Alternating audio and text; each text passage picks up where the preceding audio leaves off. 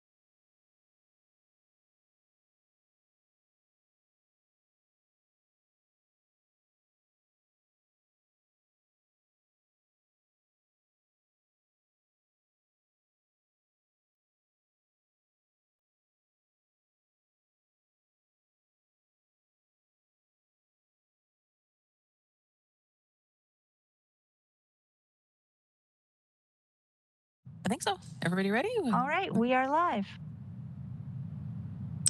Welcome, everyone. I would like to call this meeting of the Hamilton Municipal Heritage Committee to order. Members of the public are advised that our meetings are webcast by the City of Hamilton and temporarily archived on the city's website. Before we start into the meeting, is there any member who would rather respond verbally to our votes and request to speak? I ask this question because we have some members who are calling in for today's meeting. So if I could just get you to acknowledge, I believe we have David on the line. David, can you respond?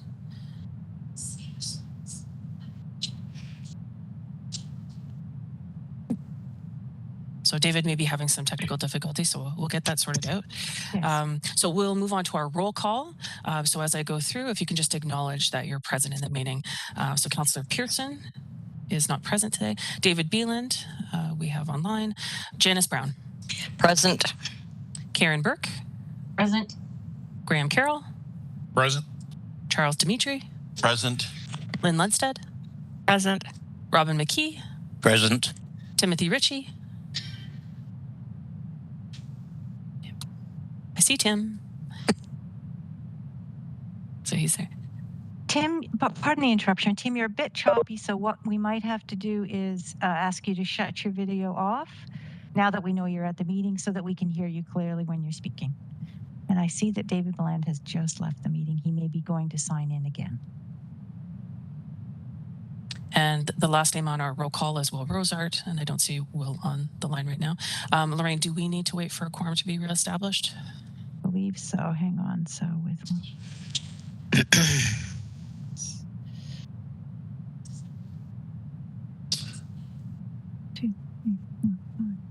nope, we're fine. 7 is quorum, so we have more than that. Oh, Tim, did you wish to speak? Yeah, I'm having some problems, I think, with my laptop. I'm going to log out and try and come back in through my phone. Sounds good. So moving on is our approval of the agenda. Madam Clerk, are there any changes to the agenda today? Yes, we have several additions to the agenda today under Communications 5.1, correspondence from Michael Rosas and Cheryl Torrenueva respecting the inclusion of 223 Governor's Road, Dundas on the Municipal Heritage Register. The recommendation for that would be to be received and referred to item 10.1 for consideration. We have under 5.2, City of Hamilton response to the Ontario Housing Affordability Task Force recommendations report. Recommendation is to be received. Under delegation requests, we have 6.1, delegation request from C Parcel Heritage Consultancy, Inc., respecting item 10.4, the Inventory and Research Working Group notes of January 24th, and 1107 Main Street, West Hamilton. Under consent, we have 7.4, Heritage Permit Review Subcommittee minutes, January 18. Under 7.5, we have a set of Policy and Design Working Group meeting notes from December 7, 2020 to January 17, 2022. Under 7.6, we have the response from the Chair of the Hamilton Municipal Heritage Committee to the Reverend Sloan, New Vision Church, respecting St. Giles Church, Hamilton. And under discussion items, we have item 10.4, the Inventory and Research Working Group notes of January 24th, 2022. Thank you, Madam Clerk. May I have a mover and a seconder on the motion to approve the agenda as amended? I see Graham and I see Tim. Is there anyone opposed? Seeing none, that item is carried. Under declarations of interest, do we have any declarations of interest today? Seeing none, we will move on to the approval of our minutes from the previous meeting. We have before us the meeting minutes of January 21st, 2022. May I have a mover or have a motion to approve the minutes as presented? Pardon me, just having a mover and seconder. Oh, I see Janice. And a seconder for the item, Karen. Thank you. And is there anyone opposed? Seeing none, we accept those meeting minutes. Under communications, we have before us item correspondence from Michael Rosa and Cheryl Torrenueva respecting the inclusion of 223 Governor's Road, Dundas on the Municipal Heritage Register. Recommendation is to receive and refer to 10.1 for consideration. Are there any questions regarding this item? May I have a motion to receive the item and refer it to 10.1? I see Karen and I see Lynn. Thank you. And we'll now vote. Is there anyone opposed? Seeing none, we will move on to the next item, which is the City of Hamilton response to the Ontario Housing Affordability Task Force recommendations report. And the recommendation before us is to be received. Are there any questions regarding this item?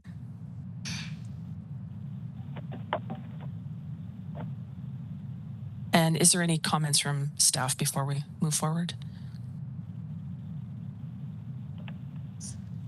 Seeing none, may I have a motion to receive this item? I see Janice and I see Chuck.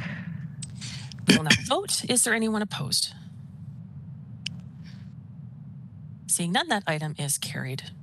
Madam Under our Chair, if I delegation. May I interrupt for just one moment? Yes, I absolutely. see that a phone caller has joined us, and I do believe that it's probably David Boland. David, can the telephone caller please identify themselves? Yes, sorry, I just got through. I couldn't get through on the computer. Okay, thank you, David. Thank you. That's great. Thank you, David. And actually, Lorraine, is it possible to mute David just so there's just a bit of background noise until he... He is currently muted. That's great. Thank you. We have a delegation for today's meeting. Are there any questions in regards to the delegation, which is from Parslow, from Parslow Heritage Consultancy, Inc.? Are there any questions? If not, may I have a mover and a seconder to approve the delegation for today's meeting? I see Graham and I see Tim. Okay, we will now vote. Is there anyone opposed? Seeing none, that item is carried, and our delegate will be asked to speak later on in the meeting. Under consent items, we now move on to 7.1, which is the Education and Communications Working Group meeting notes. We have meeting notes, several sets of minutes from the Education Working Group from October 20th, November 3rd, November 18th, and November 25th, getting caught up on administration. Is there any questions in regards to those minutes? Seeing none, may I have a motion to receive the working group notes? I see Janice and I see Karen, Lynn, pardon me. And we will now vote. Is there anyone opposed to receive? Seeing none, that item is carried. The next item is Heritage Permit Review Subcommittee meeting minutes of December 14th, 2021. Are there any questions regarding those minutes? And Chuck, is there any notes that you wish to speak to? There's no item on the minutes that I wish to speak to, Madam Chair. Okay. Thank you, Chuck. So may I have a motion to receive the minutes? We can have a mover and a seconder. I see lots. I see Tim and I see Chuck. And as we vote, is there anyone opposed? Seeing none, that item is carried. Our next item is the Heritage Permit Application HP 2022-001 to construct a new wood deck with a roof structure to the rear of the original portion of the dwelling, adjacent to the rear addition at 374 to 376 Mountsburg Road in Flamborough, Ward 15, Part 4, designated bylaw number 2000-17-8. Are there any questions in regards to this item?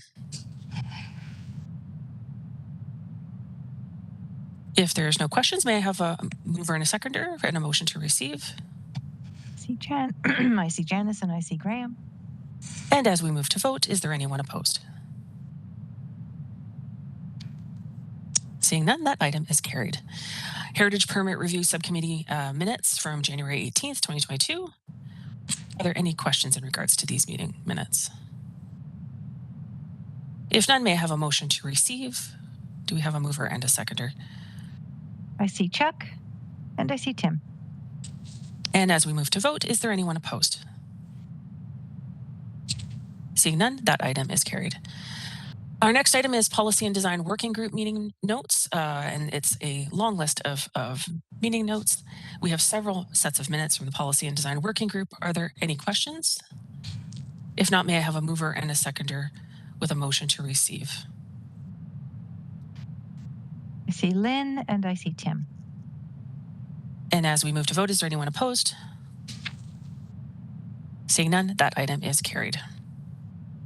Our next item is the response from the chair of the Hamilton Municipal Heritage Committee regarding Reverend Ian Sloan's New Vision Church, respecting St. Giles Church in Hamilton. Chuck, did you wish to take over chair for a moment? Thank you, Madam Chair. I will temporarily hold the chair as you discuss this next item. So the letter has been completed. We've worked with staff to get an attachment with a timeline, and the letter and attachments were sent to all of the committee members. So you should have this now in your inbox.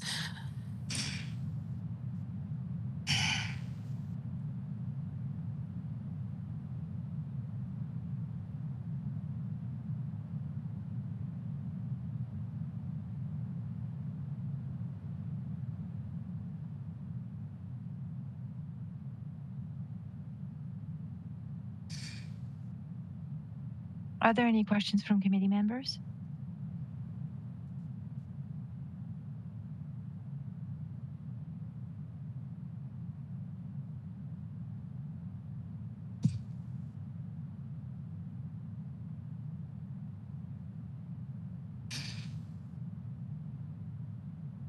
Has this gone? Sorry, through the chair. Oh, sorry. Please go ahead with your question. I'm going to follow up with a question after that. Yeah, sorry, Go Chuck. ahead, I just wondered, has this actually been sent to Reverend Sloan? It has not been sent just yet, no. Okay, there is just one typo then. In the letter itself, the third paragraph down, beautifully designed in 1912 by well-known, should be an N. Okay, so we'll make that adjustment. Thank you, Lynn. And mine is not a question; it's more a comment.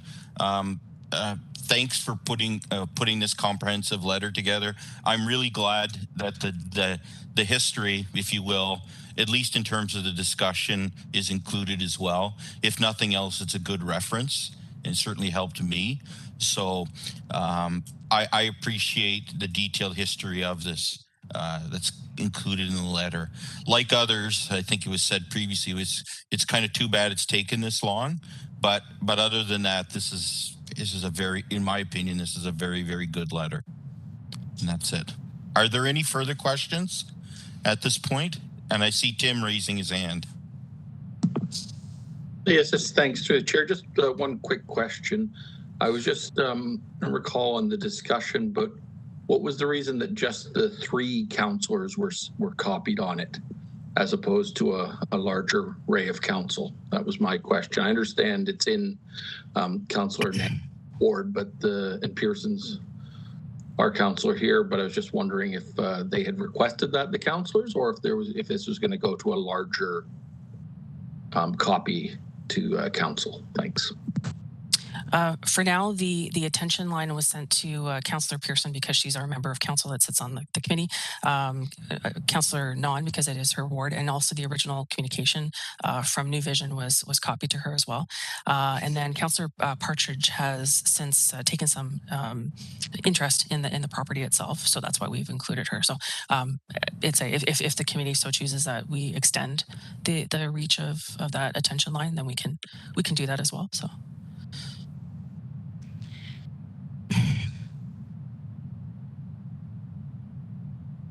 And I see Graham raising his hand. Please go ahead, Graham, and then Janice will be next. Yeah, thanks, Charles. And further to Tim's comment, I kind of would like it to go to the entire council plus the mayor, because Mr. Sloan's letter was in the paper and was an open letter. Everyone read it. I think everyone should see our response and understand our response and what it's about. So yeah, the CC should go to all members of council, in my opinion. Thank you. No, we can make that revision. And please go ahead now, Janice. Yes, through the chair. Actually, Graham asked one of the questions that I was going to ask. And my second follow-up question, since this is going, I would assume that this is going to go to planning and then it would proceed to council. So it would be in the public realm, would it not? As it is right now, it is in the public realm. So therefore, can we pass this letter on to others that have taken a huge interest in what is going on in St. Giles? And I'm talking about the Friends of St. Giles and the work that they're doing to protect this building from being designated. Thank you. So what I would suggest, Lorraine, and what I'll do is immediately after the meeting, I will make those two revisions: the revision to the typo, and the revision to the attention line to council and the mayor, and then that information can be recirculated to Municipal Heritage Committee members, and a revised addendum to this agenda. Would that work? And then it would go forward to Yes. the planning committee, and then it is within the public realm. Yes, it is public now. Through the chair. So what's the timeline to get this to, what's his name? Minister Sloan, sorry. Are we waiting another week, 2 weeks? Are we waiting a month? No, the correspondence can be sent out today. Okay, thank you. With that revision. Okay, got it. If there's no other questions, may I have a mover and a seconder to receive the letter? And I see Graham as the mover and the seconder is Janice. Thank you. And now may I have, we will now vote. Is there anyone opposed to receiving the letter? Okay, thank you. And there's no one opposed. And I believe at this point, I'm going to hand the chairmanship back to the permanent chair. Thank you. Thank you, Chuck. We now move on to our staff presentations, and we have Alyssa Golden, Heritage Project Specialist, is here for the next two presentations. Welcome, Alyssa. Morning, Chair, members. Thanks for having me. And pull up my slides here. So the first presentation on the agenda today, item 8.1, is for register listing objections in Waterdown Village. This is a follow-up to staff's previous report to this committee last fall with the final Waterdown inventory recommendations. Just make sure this is up and running. Screen look okay there, presentation? Yes, it does. Super, thank you. Oh, that's the wrong one. Apologies.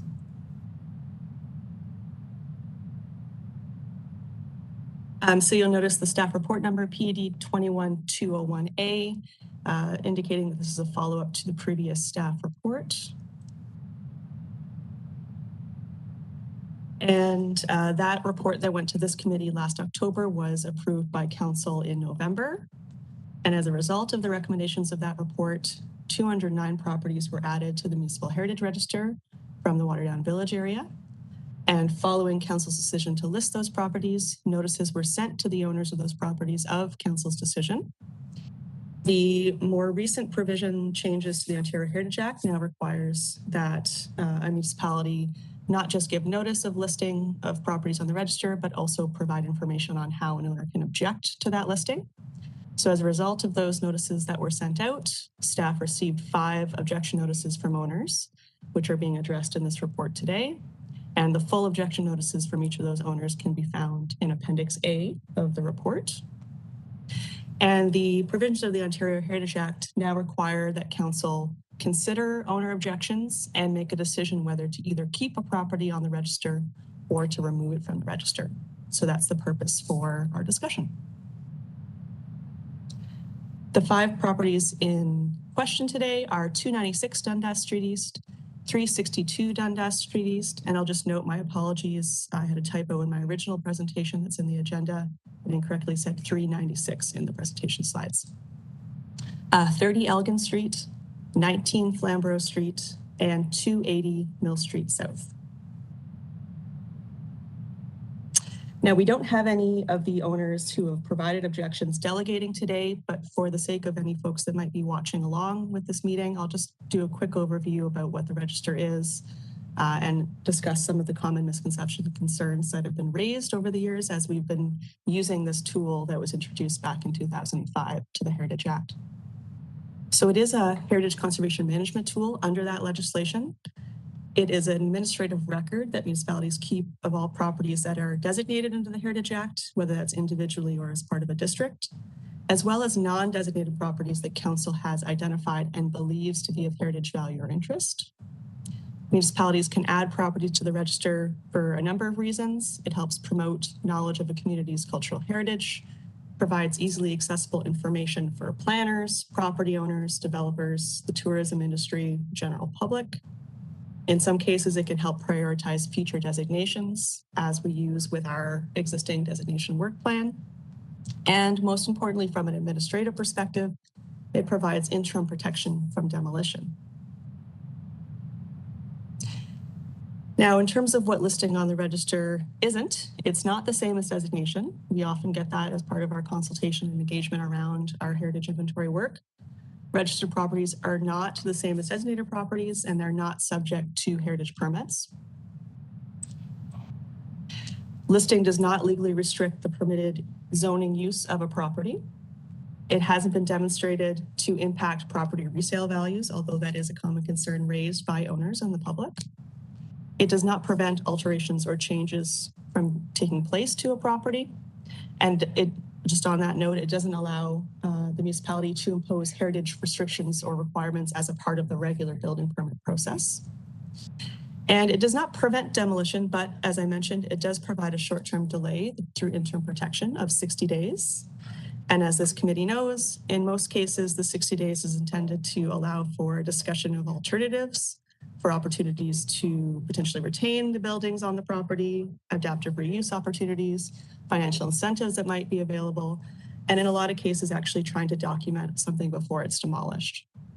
In the case of significant heritage properties, like those that might be listed on our designation work plan, the 60 days gives council time to potentially pursue demolition, or designation, my apologies, to prevent demolition. And some considerations for this committee when dealing with listing objections. It's important to remember that heritage buildings are finite resources. Once they are demolished, they cannot be recovered.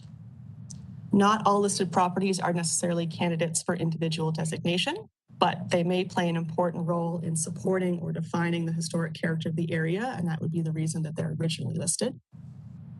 To warrant removal from the register, a property should no longer retain any physical heritage value or interest as per Ontario Regulation 906, which is the provincial criteria for determining cultural heritage value or interest. And this really relates to how we use the register as an administrative tool and the what it provides in terms of interim protection from demolition. If there's nothing physically remaining to protect from that demolition, then it might not have necessarily any value being listed on the register anymore. And finally, removing a property from the register based on an owner's concerns about resale value, development impacts, insurance, things like that, alone would not be consistent with the intent of listing properties on the register. In terms of the listing objections before you today, all of the properties which we've received owner objections for were classified as character supporting resources as a part of the water down inventory. None of these were identified as candidates for designation as a part of that work. They really more contributed to the overall character, historic character of the village of Waterdown. And the preliminary evaluations of the properties can be found in Appendix B to the attached report. As I mentioned, the owner objections to these notices are attached as Appendix A. And just on a high level, most of the owner's objections did cite concerns about potential depreciation of property value, concerns about impacts of their ability to resell their properties, as well as any potential impediments to future redevelopment. Many also believe that their property was not of any heritage interest because it has been evolved or modified in some way, including things like new cladding, windows, or additions. So the full staff assessments and review of the owner objections can be found in the body of the report. But the result of this is that staff have found that 4 of the 5 properties retain sufficient cultural heritage value or interest to remain listed on the register. These include 296 Dundas Street East, 362 Dundas Street East, 30 Elgin Street, and 280 Mill Street South. And as for the final property, 19 Flamborough Street, staff found that it did not retain sufficient physical heritage value to remain listed on the register. The property was originally listed as a part of the watered down inventory, primarily because of its historical and associative value, connections to prominent business and family in the village's history, Carson construction.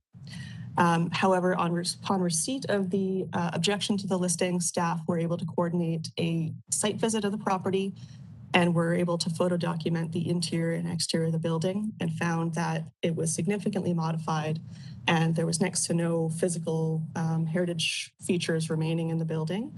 A full, all of the photographs from that site visit can be found in Appendix C of the report. So as a result, staff are recommending that the property, now that it's been fully documented, be removed from the register.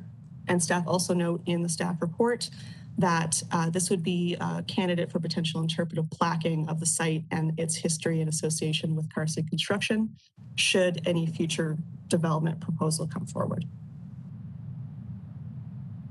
That is the end of my summary presentation. I'd be happy to answer any questions the committee might have.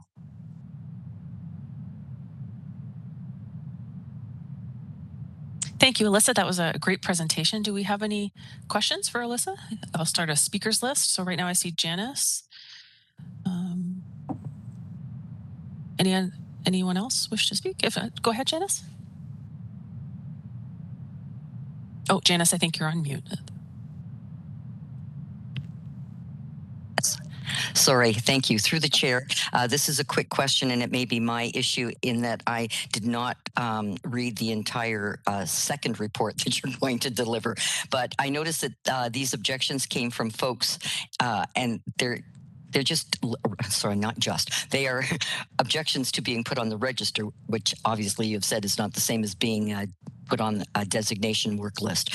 Were there any objections from residents in Waterdown with regard to adding properties to the significant built properties to the work plan? Or were there just these 5 on character supporting? That is my question. Thank you. Thanks, Janice. Through the chair. So I can speak to that for the next item, looking at the recommendations to designate. That makes sense. That makes sense. Thank you. Okay. Is there any other questions on this portion? If not, may I have a mover and a seconder to receive the presentation? I see Tim and I see Lynn. And as we move to vote, is there anyone opposed for receiving this report? We will now move on to the report. Are there any questions regarding the report that was attached?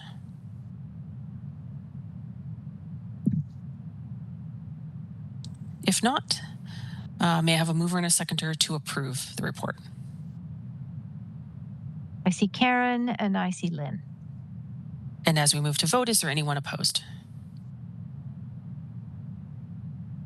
Seeing none, that item is carried. And we move on to our second of the 3 presentations. Thank you, Madam Chair. So the next presentation I'm going to pull up is for item 8.2 on your agenda, recommendations for designation in Waterdown Village. Just one second.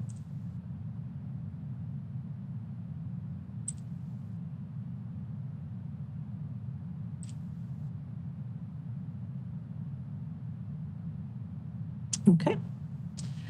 So again, this is a follow-up to staff's original report to this committee last fall. This is PD 21201B. And this is actually a joint report from the Planning and Economic Development Department, from Tourism and Culture Division that I sit in, as well as the Planning Division and Cultural Heritage Planning staff. And this is a follow-up to the original Waterdown Inventory report, which, as we've already discussed, resulted in 209 properties being listed on the register. But it also involved the proactive identification of designations, of candidates for designation. And part of the coordination here with the Waterdown Inventory, with our Tourism and Culture Division and with planning, is that there were a number of motions moved by the local councillor back in 2019 to direct staff to look at specific properties for designation. And as a result of that, a number were actually added to planning staff's designation work plan. So this report addresses not just what was identified through the water down inventory, but also those that are on planning staff's work plan as well. I want to start just by thanking the Flamborough Archives and Lynn for all of your support. We had a very strong working relationship throughout this project, as well our former Heritage intern and former co-op student, Lisa Oversby, now Lisa Coles. We really would not have been able to actually prepare all of the cultural heritage assessments supporting the designation of these properties without that assistance.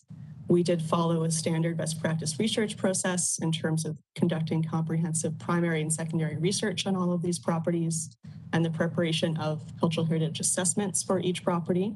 The full reports are available online on our Heritage Inventory page if you'd like to read them in full detail. They did involve evaluation using not only our city criteria for designation, but ultimately the most important criteria being used is Ontario Regulation 906, which is required to be met, at least one criteria for a property to be a candidate for designation.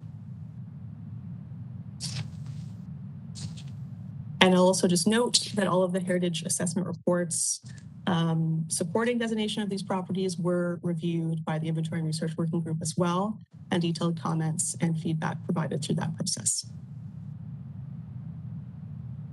So before you today in the staff report is a recommendation to designate 7 significant heritage properties within the village of Waterdown. I'm going to just highlight them in a few slides. I'd be happy to answer any specific detailed questions you might have, but again, these have been reviewed by Inventory and Research, by myself and Cultural Heritage Planning staff, as well as by the Flamborough Archives. The first property is the Smith Carson House at 289 Dundas Street East. And the full cultural heritage statement of cultural heritage value or interest is attached as Appendix A to your report. The second is Maple Lawn at 292 Dundas Street East. And the full statement of cultural heritage value or interest is attached as Appendix B. The third is the former New Connection Church, also known as the Maycock House, at 298 Dundas Street East. And the full statement is attached as Appendix C to the report. Next, we have the Cricker House at 299 Dundas Street East. This includes the principal building as well as the relocated coach house. And this is attached as Appendix D.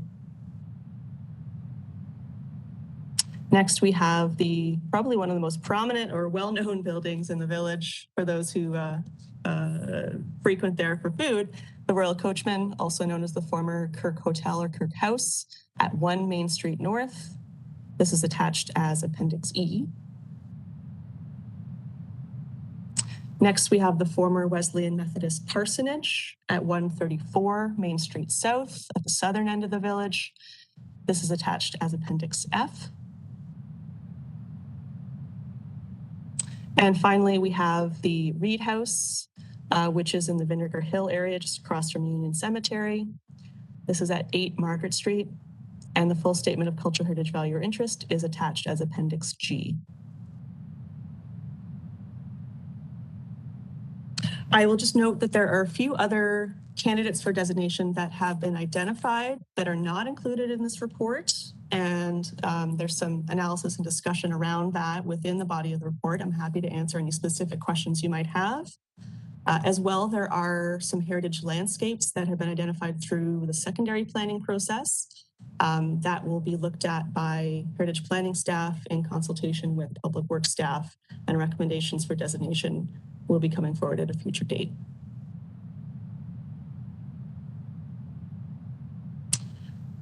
And so there was one property that had been requested, that staff had been directed to look at for designation, that was added to planning staff's designation work plan, that a full comprehensive cultural heritage assessment was completed for. However, the recommendation is not to designate.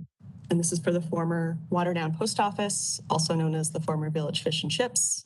at 9 Main Street North. A assessment was conducted using Ontario Regulation 906. It was found that it did meet some criteria. However, those were primarily historical and contextual, that really the property was very heavily modified and didn't necessarily warrant Part 4 or individual designation on its own. As a result, staff are recommending that the property be kept on the register. It is already listed. However, it not be recommended for designation at this time and instead be removed from the designation work plan. And staff also note that this would be a candidate for potential interpretive placking to discuss the history of this site and some of its uses over time. And then finally, in terms of the recommendations that are before you in the staff report, I will just note that the recommendations give staff the direction to issue notices of intention to designate for these 7 significant heritage properties. There is an additional provision that recommends that the notice of intention to designate for 299 Dundas Street East, that's the Cricker house, be delayed to allow the owner sufficient time to be able to complete previously approved site plan works. And there is further discussion of that in the report. Happy to answer any questions you might have, but staff are not concerned and there's no immediate threat to the cultural heritage value or interest of the property as a result of those previously approved works. And the recommendations also give staff direction to report back to council should any objections be received to the notices of intention to designate. And then finally, as I mentioned, there's also a recommendation to remove 9 Main Street North, that's the former Village Fish and Chips, from the designation work plan. Thank you again, and I'm happy to answer any specific questions you might have. I do have some backup slides prepared with particular properties if there might be any specific questions about their statements and the list of attributes that are proposed. Thank you again, Alyssa. So do we have any questions in regards to the presentation? If you want to raise your hand. So I see Chuck. Is there anyone else with questions? And Graham? So Chuck, we'll start with you. Thank you, Madam Chair.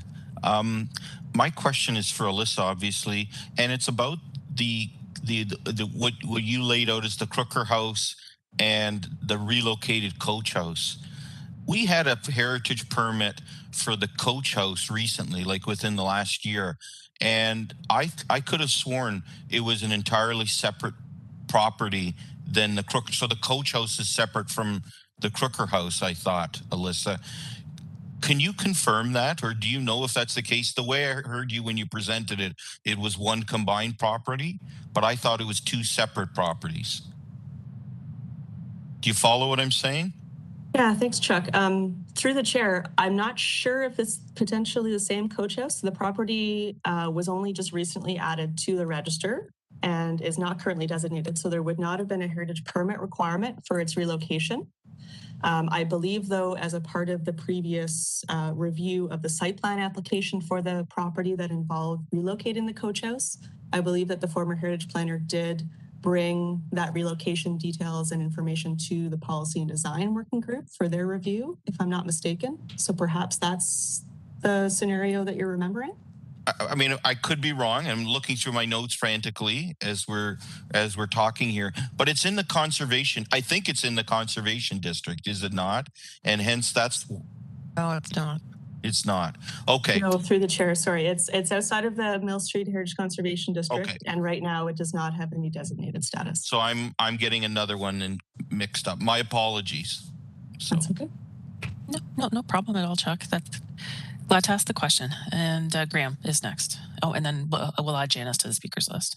Graham. Yeah. But to thank Alyssa for all the hard work Chair and their co-workers and the former student did on this, because it's an amazing amount of work. And I was curious if you have had any kind of objections from homeowners and property owners about the destination process that you know of? Thanks, Graham. Yeah, through the chair. So I do note in the staff report that the previous owners of 292 Dundas Street East, Maple Lawn, had objected originally when the councillor had moved the motion to list the property on the register and add it to the designation work plan back in 2019, if I'm not mistaken. There was some dialogue and back and forth. I believe they might have even delegated at planning committee, if I remember correctly. My understanding is that the ownership has changed of the property. We did provide notice to the new owners of the recommendation coming forward and did not receive any word back. So at this point, I'm not sure if those owners would be potentially objecting once we issue the notice. A number of owners did not respond to any of the engagement that we've had on throughout the entire Waterdown inventory project. So it is quite possible that some of them might object once we do issue notices for their properties. One of the owners, 134 Main Street South, we've had great back and forth conversation. They do have reservations about being designated, although they keep very good care of their property and have really put a lot of work in terms of actually conserving its heritage attributes, but still have some reservation and concerns around the implications of designation. We've had a number of conversations about it. I'm not sure if they will end up actually objecting. I know that they're most likely watching today. As well, the owners of 298 Dundas Street East, the former New Connection Church, those are relatively new owners. They were keen on the heritage of the property when they first purchased it and actually reached out to staff at the time to talk about some of the requirements they were getting from building staff as a part of their adaptive reuse and trying to conserve the heritage. So they do recognize and value the importance of it. However, they also have expressed some reservations about the impacts of designation. I have spoken with them at length, and we've had a number of dialogues over the last couple of years. It is possible they may also still object, but leading up to this meeting had not submitted formal opposition for this committee to consider as a part of the recommendation. On a positive note, the owner of the Cricker House at 299 Dundas Street East is generally supportive. They put a lot of work into that property, as well as seen through the site plan approval and some of the works that have already been completed. And the owner of 289 Dundas Street East, the Smith Carson House, is very keen to be designated and is looking forward to taking advantage of some of the grant and loan programs to assist with future conservation and restoration of their property. Thank you. That was very comprehensive. Thank you very much. That's good. And Janice, you're next. Yes, through the chair. And this is perhaps for us, but also perhaps for those that may be listening to us today.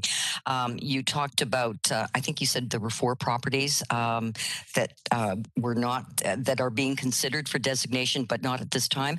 Could you, for all of us and perhaps who's listening, just sort of present the reasons why those 4 properties were not included at this particular time? Thank you. Sure, thanks, Janice. Through the chair. So there were a number of other candidates for designation that were both identified through council motions and the Waterdown inventory assessment work. 340 Dundas Street East does have a full cultural heritage assessment report prepared for it. However, staff are not bringing forward a recommendation to designate at this time because we are currently dealing with the proposed replacement of the Grindstone Creek Bridge over Dundas Street, which is adjacent to that property. We have had some conversations with the owner, but there are some outstanding concerns around what's proposed for the bridge and potential impacts. Staff at this point are not concerned about the property itself from a heritage value perspective, but the owner has expressed some concerns. So out of respect and because there's no immediate threat for the property as it remains listed on the register in the meantime, staff would wait to bring forward that recommendation until those concerns are addressed. 265 Mill Street South, the Brayborn or Cummer House is in an active development application process. And as a part of that, a cultural heritage assessment and impact assessment is being prepared. So staff did not need to prepare their own heritage assessment for that property. So we are expecting protection to be provided through the development application process for that property, which is why it's not included in this report. 201 Main Street South, the Griffin House. That was a property that wasn't flagged through the councillor motions, but was identified through our heritage assessment work for the project. However, it is set up high on a hill and surrounded by very dense vegetation. So staff weren't able to do a proper visual assessment from the street. We did have some conversation with the owner, but weren't, in light of the COVID restrictions that we're experiencing, able to actually gain access to the site to do a full comprehensive heritage assessment.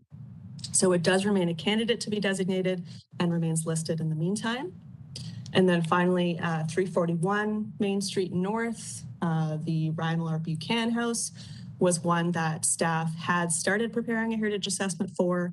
Unfortunately, when COVID hit, we weren't able to continue to have Lisa on board, who was in an internship or co-op position with planning staff at the time and who was working on the report. So unfortunately, we didn't have the capacity and staff in-house to be able to complete that. Again, it remains listed on the register and it remains a candidate for designation in the future. And we certainly have a lot of good starting point of information should there ever be any threat of potential demolition or redevelopment in the future. Thank you for that, Alyssa. And again, as Graham said, very thorough and good to know. They're not negative, and that's, I guess, what I'm concerned about. There are very valid reasons for why they're not being put forth. Thank you. Lynn, you have a question? It's not a question through the chair. I just wanted to thank Alyssa for all of the work that she did for the Waterdown inventory. And it was a pleasure to work with her and her co-op, Lisa. And I found it very gratifying that as a result of some of their work, the archives has become more known and some of the property owners have contacted us and have been giving us materials that are very well received. And we look forward to even more relationships to coming out of this. That's excellent news. That's good. Very good. Thank you, Lynn. And is there any other questions or comments before we move to receive? So if there's none, may I have a mover and a seconder with the motion to receive the presentation? I see Karen and I see Janice. And as we move to the vote, do we have anyone opposed to receive? Seeing none, we now move on to the report. Are there any questions in regards to the report? Seeing none, may I have a mover and a seconder to approve the report as attached? I see Lynn and I see Graham. And as we move to vote, is there anyone opposed to the report? Seeing none, that item is carried. And before we leave this item, again, thank you, Alyssa, for all that work and for everything that that you and the co-op student have done.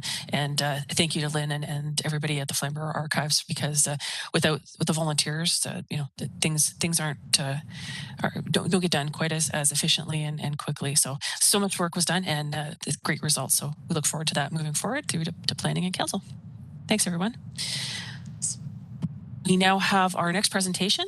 So we have Chloe here to do that, and it's in regards to the Heritage Easement Agreement application HEA 2022-001 for 159 Carlisle Road in Flamborough, Ward 15, Part 4 designation, bylaw number 2000-105-H, and the Heritage Easement Agreement WE 996943 PED 22048. So Chloe is here to give us that presentation. Welcome, Chloe. Thank you, Madam Chair. Just a moment and I will open and share the presentation.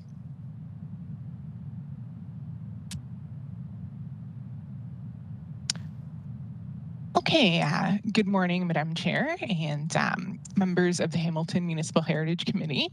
I'm Chloe Richer, Cultural Heritage Planner with Heritage and Urban Design. Thank you for your attention as I present to you regarding this Heritage Easement Agreement application.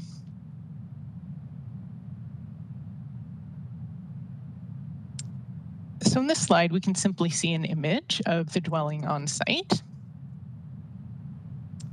Here we have the location of the Part 4 designated property to the west of Carlisle.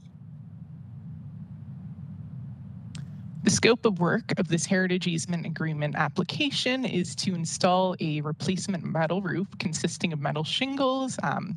They are Decra shingles XD. The existing roof is steel sheet metal. It's actually nailed directly onto the original wood boards or structure with no intermediate roofing materials such as a membrane or tar paper.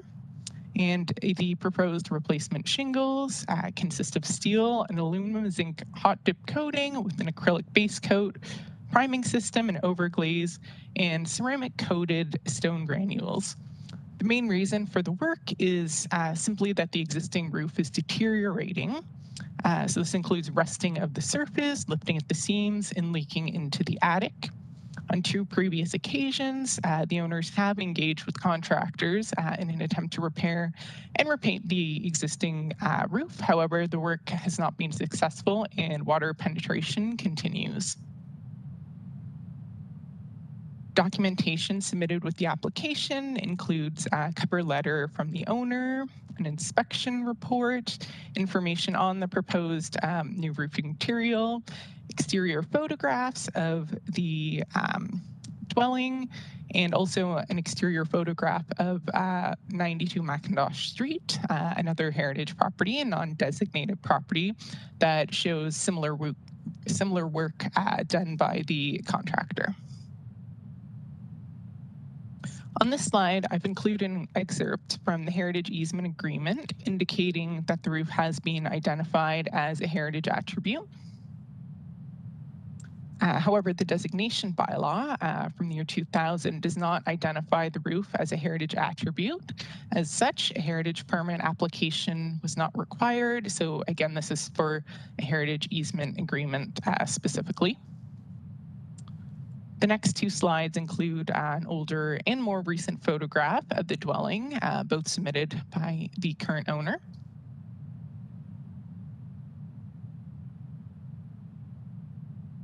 And this image from the roofing inspection report shows some of the damage to the existing metal roof.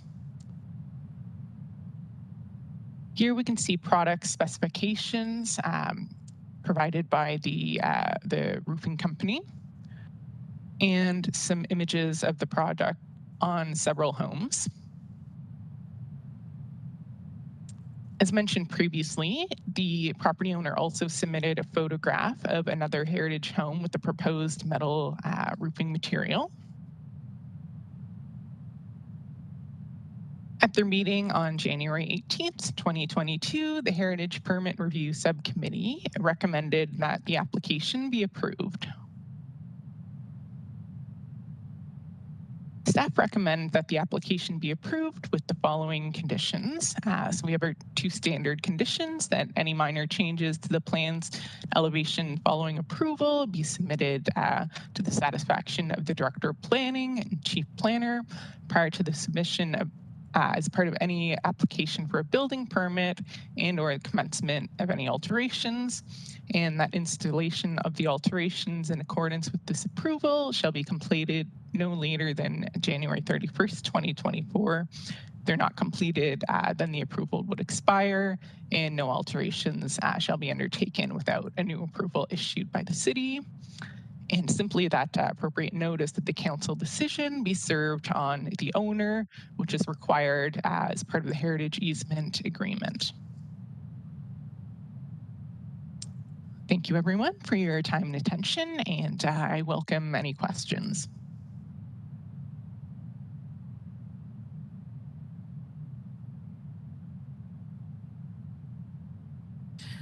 So I see Janice. Do we have anyone else for our speakers list?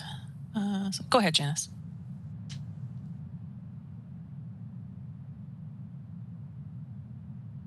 Oh, Janice, you're on mute if you don't mind.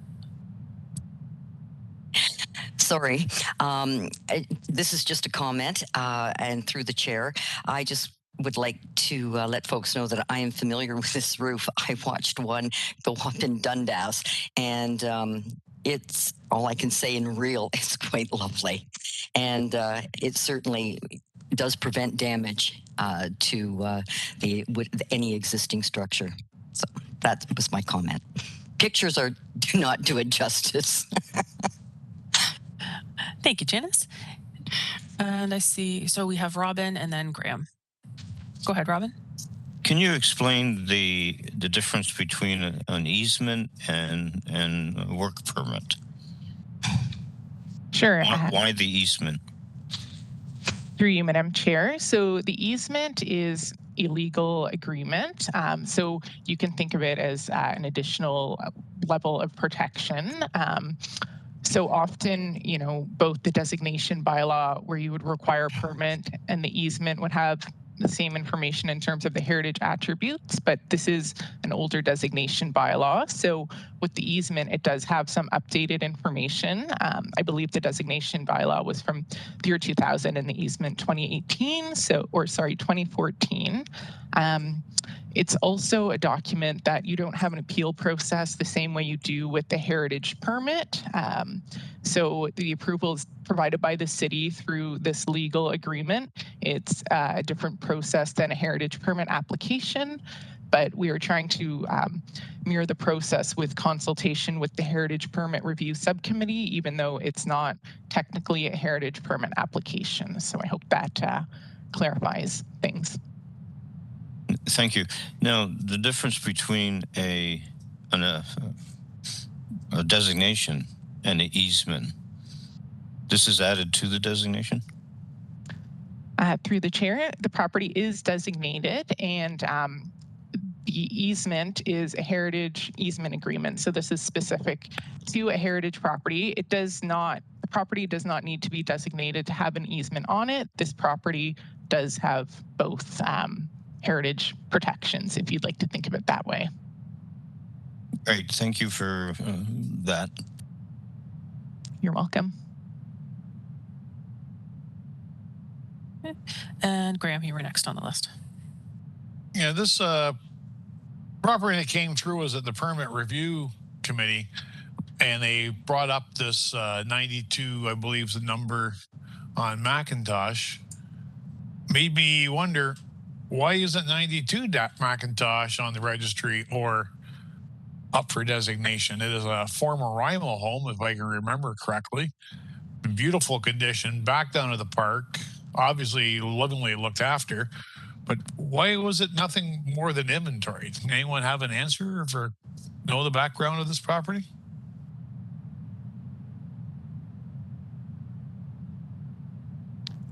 Through the chair, I can certainly look into this. I don't have the information on that property in terms of, you know, any previous research or evaluation that was done, but I can certainly look into more information on the property.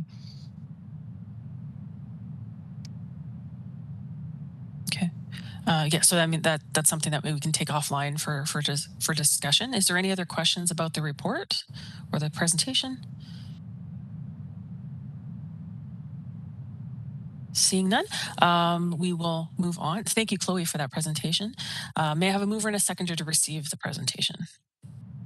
I see Robin and I see Lynn. As we move to vote, is there anyone opposed? Seeing none, we move on to the report. Is there any questions related to the report itself? Seeing none, may I have a mover and a seconder to approve the report? I see Lynn and I see Karen. And as we move to that vote, is there anyone opposed? Seeing none, that item is carried. Thank you, everyone. We now move on to our discussion items. So we have before us the Inventory and Research Working Group meeting notes of November 22nd, 2021. There is a recommendation in regards to this. So the Inventory and Research Working Group recommends that 223 Governors Road, Dundas, be added to the Municipal Heritage Register, and there's appendix information attached. We have correspondence received earlier in the meeting asking for the committee to consider adding the designation of the property. So this is something that the committee would like to would need to look at recommending. Is there any discussion? Any questions? Janice? Oh, Janice, you're on mute. I do that so I do not say anything that I shouldn't. Through the chair, yes, I read the letter and from the owners of the property, and why would we? I mean, this is inventory and research, and the recommendation was to put this onto the register. And it was very good work done by one of our members who is very qualified, actually, to do this kind of work. And we had a discussion, and at that time, we really felt that we did not have enough information and evidence to support adding it to the work plan for designation. And we felt that further research was needed. So I commend the folks that are so excited about having this wonderful property and discovering things. And is it not up to them to move forward? I can recall a couple places that I'm familiar with. The cotton factory, Zeidler's did their own work, hired their own cultural heritage specialists, and the other, the condo at 1315 Inglewood, they did exactly the same thing. So I'm not sure what we're expected to do here. Because I do not feel that, as chair, this is my decision, because it was consensus of the group at inventory and research. So it's up now to the committee as a whole here, the Municipal Heritage Committee. We now have the recommendation from Inventory and Research, and we have additional correspondence that's come forward from the property owner. So it's up to this committee now, if we'd like to approve the recommendation as noted in the meeting notes, or make the amendment to add designation to that as well. So that's a decision that this committee can make right now. So if anyone wants to put forward a motion, or if you want to have discussion, now is the opportunity to have that discussion. Graham? In my way, put forward the motion is to continue with the adding to the registry, and to ask the homeowner to hire their own consultants to further advance the knowledge of the house and see if it is worthy of designation work plan. If we were to add it to the designation work plan, it would be done roughly, what, 2055? Because it would be a low priority and would go in behind a lot of other properties and keep getting bumped and bumped and bumped. So it's not fair to the property owner to say, oh, we'll put it on the designation work plan, but really it's not going to go anywhere. It'd be a good property, potentially, to be considered, but I think it'd be up to the homeowners to provide the extra data to show that it should go on to the designation plan. So I think Chloe's here to add some comments. Through you, Madam Chair. I can speak to this somewhat. I think that there was a comprehensive background report that was provided. It wasn't, to the level of detail that we would have in a professional cultural heritage assessment. That being said, I know that the member did provide, a statement of cultural heritage value or interest and identified some architectural features. So one option that the committee may consider is having staff report back after further research is done. So I have spoken with the owners and, could do further consultation that would involve a site visit. So that's certainly one option that could be pursued. And again, we don't have a full cultural heritage assessment, but we do have some key preliminary information that was provided.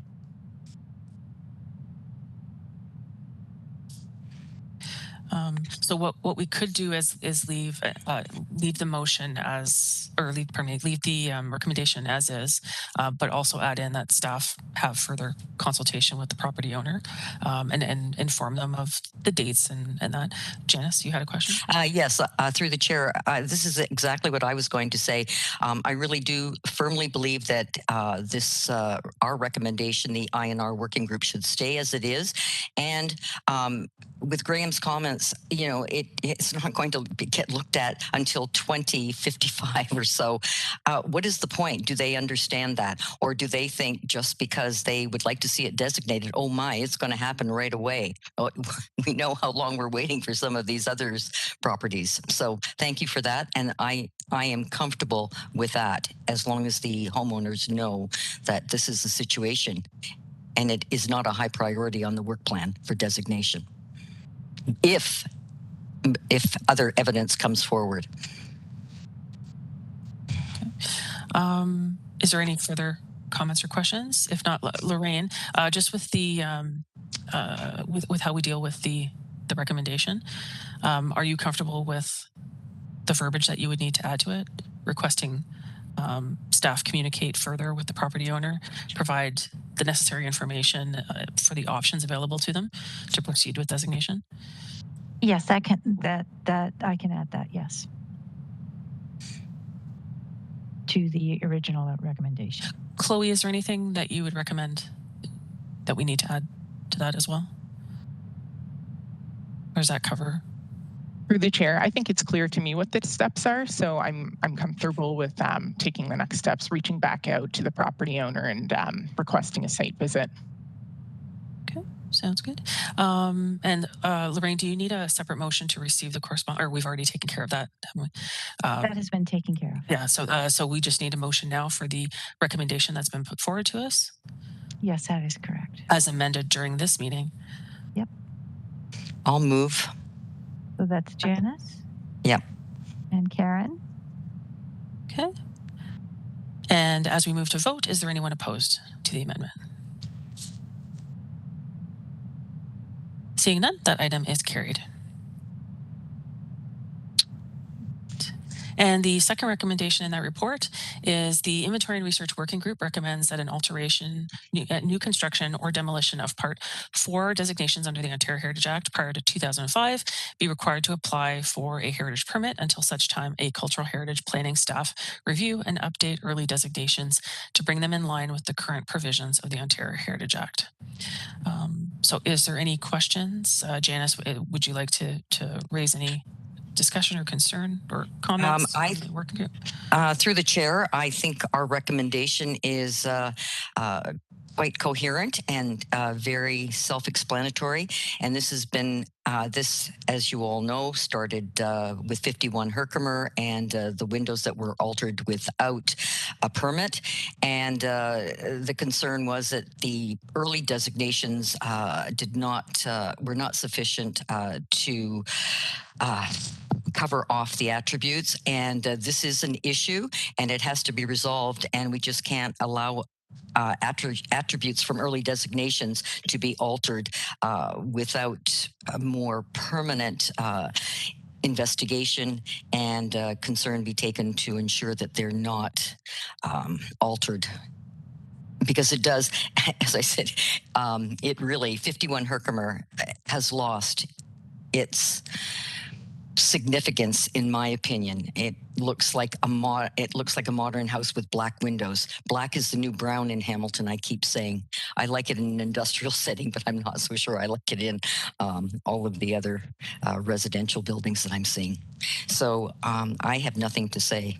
Okay, so we do have Jennifer from the legal department here. Jennifer, did you have some comments that you'd like to if I may, through you, Madam Chair. Just wanted to give a little information from the Act. Under Section 33, the owner is only required to request a permit for alterations if a heritage attribute is being impacted. And for the older designations, it's a little bit trickier because the attributes aren't all listed. But when you're looking at an older designation, the pre-2002 ones, what you need to do is pay attention to the reasons for designation. And the test is, are the reasons for designation impacted by the proposed alteration? And we can only require the owner to get an alteration permit if what they're trying to do impacts the reasons for designation. That said, I think there's support within the Act and the case law for a very broad interpretation of those reasons for designation. And you can look at them in a broader fashion and say anything that really touches on what's listed in the bylaw should go through that process. So hopefully that addresses the concern that the committee has. I think staff are aware of the need for interpreting those provisions broadly going forward. That said, we can't make somebody or allow somebody to request an alteration permit if it's not anything that impacts those reasons for designation. Through the chair, back through to Jennifer. Thank you for that. And my concern is the word interpretation. And one planner, cultural heritage planner, might interpret it one way. Another cultural heritage planner may interpret it another way. So I really think that this is very broad, and it does not solve the issue with our previous designated properties prior to whether it's 2002, 2005. I'm a little bit mixed up now. And I just think that we can lose so much by not paying attention. And if the property is designated, I'm going to go back to this again. The prime rule in my head when I read the Ontario Heritage Act, Section 33, is that if a property is designated, they must apply for a heritage permit. That was the first comment in that section. So I'm not happy with your reasons for, and the fact that we have to be so broad in deciding whether or not a designated property requires a permit or not. I'd like to see more work done on this. Madam Chairman, Stephen Robichaud, before Jennifer adds, I would like to point out there is, and Jennifer can confirm this, there is a principle in law too, though, where there's ambiguity, very often it defaults to the sort of the third party. So where we have these designating bylaws, and if it's not clear, generally the property owner enjoys the benefit of doubt because it's not fair to the property owner. There is a principle of equity and fairness. I understand the members' concerns, and we have committed to start looking and reviewing these bylaws. But in the interim, as a point of law, we cannot make somebody come in for a heritage permit for a feature that's not included in the reasons for designation or the designating bylaw. So, for example, if it only talks about the exterior facade, we can't make them come in for a heritage permit if they're altering the fireplace. And we've had that situation over the years. It's just that the law is the law, and we just can't arbitrarily interpret the law without running risk to the corporation in terms of the application of the heritage permits and the Heritage Act. But I'll let legal staff clarify and respond there as well. Thank you. Sorry. Oh, okay. So I have both Janice and Graham on the speaker list, but we'll allow Jennifer to respond to Steve's comments. I hope I don't lose my train of thought. Okay. If somebody else wants to speak first, I can wait. Thank you, Jennifer, because you may end up answering this question. And this question through the chair is back to Steve again. Where is that ambiguity of law? Where can I find that? Where can I read that? Is it in the Ontario Heritage Act? Sorry, through the Madam Chairman, it's more a general legal principle. So it's as interpreting the zoning bylaws, Heritage Act bylaws. It's a principle in law, and it's in terms of equity and fairness. And I'm not a lawyer, but it's just one of those principles, whether it's in contract law or tort law. I'm not sure the exact basis for it, but it's one of those principles that have sort of been espoused over time. So zoning bylaws and designating bylaws need to be very, very clear in terms of what they are attempting to regulate and what they are attempting to deal with. They cannot have ambiguity in them, and they should not be subject to to be so vague that they require interpretation, because that's what results in the inconsistency in terms of the application of that particular bylaw or regulation. So that's why we always strive to be very, very explicit in terms of how we structure the bylaws and the description of those reasons for designation or a zoning bylaw or any other bylaw that the City of Hamilton writes and enacts. Through the chair, back to Steve. Thank you for that. But now it seems that we sitting on this Hamilton Municipal Heritage Advisory Committee not only have to be knowledgeable of what we're supposed to do with regard to the Ontario Heritage Act, now we have to be little mini lawyers. And our position is to protect. So getting into whether this is a legal situation, it just detracts from what we are trying to do here. And I would like to know, how are other municipalities handling this? Are they doing exactly the same thing, or is this Hamilton's way of dealing with the old designations? Thank you, and I will stop there. Would you like me to speak now? It doesn't matter. I have not done it. Sorry, through you, Madam Chairman. I haven't spoken to every single municipality to know how they deal with it, but I do know that it's one of those common issues that most municipalities have to deal with. And in terms of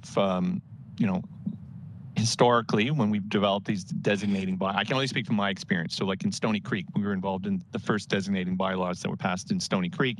We worked with the legal staff that were retained by the city of Stony Creek to craft those bylaws. You know, for some other municipalities in other parts of Ontario that did not have their designating bylaws reviewed by lawyers or prepared with legal advice, I can't comment on that because every municipality has a different structure in terms of what the resources are available to deal with them and the number of bylaw designated properties that they have. Thank you. Jennifer, I think you wanted to comment. Through you, Madam Chair, thank you. I wanted to go back to a couple of things. I think Steve hit on probably our best strategy when there's important properties that we want to protect and ensure are adequately protected. Some of these bylaws need to be updated. We do bylaws a whole lot better and a whole more thoroughly now than we did before there was the same guidance.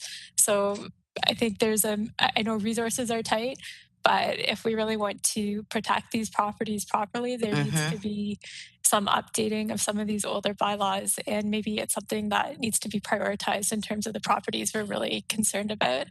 Back to the wording in the Act, Section 33, I did look very carefully at that wording, and it does say that no owner can alter the property or permit alteration of the property if the alteration is likely to affect the property's heritage attributes as set out in the description of the property's heritage attributes in the bylaw. And then through some of the stuff on the transition stuff on what to do with the older ones, you interpret that as the reasons for designation rather than the attributes in the old bylaw. But the wording of the Act is very clear that you're looking at what's in the bylaw and you can't expand that because you would like to control different alterations. And thank you, Jennifer, through the chair. That hits the nail on the head. The fact that our older bylaws are not written like the new bylaws are today. So what are we going to do to ensure that our older buildings are protected? And therein lies the problem. So this was one of our suggestions as to how we might deal with this. And that's why we brought this recommendation through, because somewhere along the line, these older designations have to be dealt with. Otherwise, we might just as well not have designations. We might just take those and put them aside. 1974, when these all started, that was a long time ago. People didn't know what they were doing. It was rather new. I don't even know if there were cultural heritage planners in Hamilton at that time. Maybe it was LACAC that were doing these designations. I don't know. I'm not that I wasn't around. I was around, but I wasn't around in heritage. Thank you. Okay, Janice, before Graham, we jump to you. Ken is here. Ken, did you have a comment that you'd like to make? Yes, through you, Madam Chair. Thanks for this. As somebody who's new to this, or not new to this work, but has recently taken on the committee and the work plan for this new, relatively group of new staff, I can commit to looking at this going forward and trying to figure out how we balance this with all our other workload. I think the committee should recognize that the heritage planners have gone through a fair high amount of circulation of different staff over the past number of years, and we're looking to get stability back and understand our work plan better. We have some designations, and I see there's a huge list of properties that we need to designate, and we're looking at and trying to work through. So I would ask that the committee allow us the time to work on how to do that.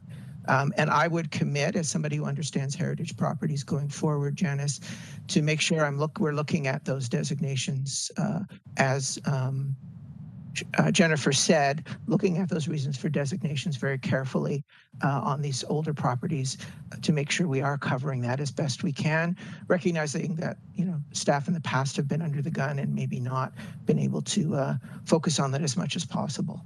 So I can provide you my personal guarantee that that's what I will be trying to do, and hopefully that will allow us. I am talking to Chloe and other staff. By accepting this, it may add considerably to our work plan, working with different, having to process extra permits. I'm afraid that it would affect our overall work to get some other stuff done. So I would ask the committee to give us that time to kind of review everything and see if we can come back with a way to move that forward in the fullness of time.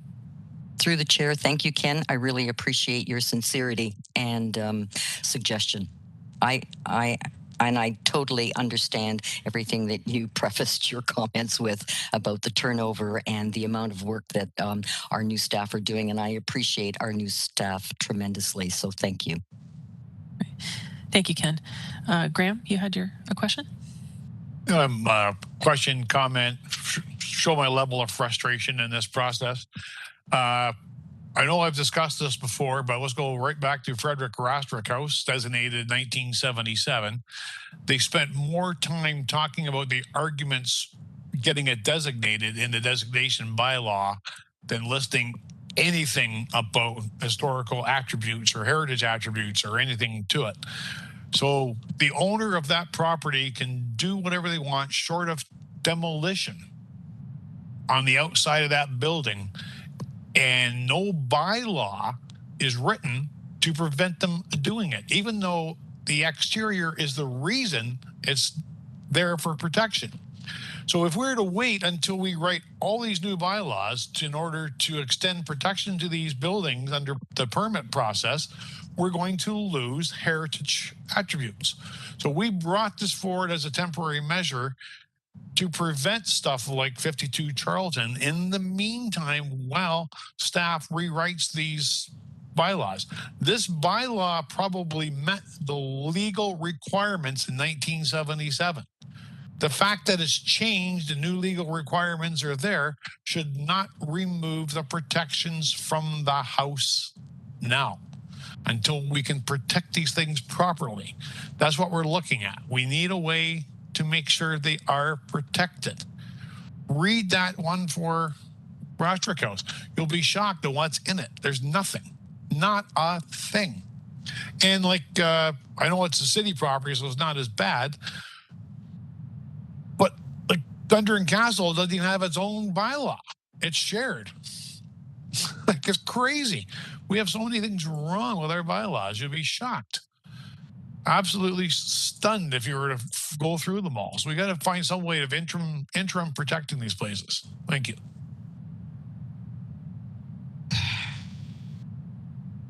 Go ahead, Ken. So through you, Madam Chair, we're looking just like you do with deciding which buildings are under threat or which need to be designated first. Again, I would ask the committee the time to look at the criteria, to look at these older bylaws to see which, in fact, are priorities in terms of that as well. Obviously, the Rastrick House, where I'm going to go get my teeth drilled tomorrow, is now stable. Or we're not expecting any major changes to it soon, I would hope. So with that kind of lens, again, I would ask to allow us the time to develop those criteria and come back to figure out a best way to move forward on that in a way that's not, again, overloading the workload. It's like, how do we triage this, recognizing that we're not going to be able to fix everything and that there's issues with these bylaws. So as we sit now, the recommendation that's before us, we understand is not a legal statement that can be put forward for staff to achieve. So is there a recommendation, a recommended amendment to that recommendation? Anything anyone would like to put forward?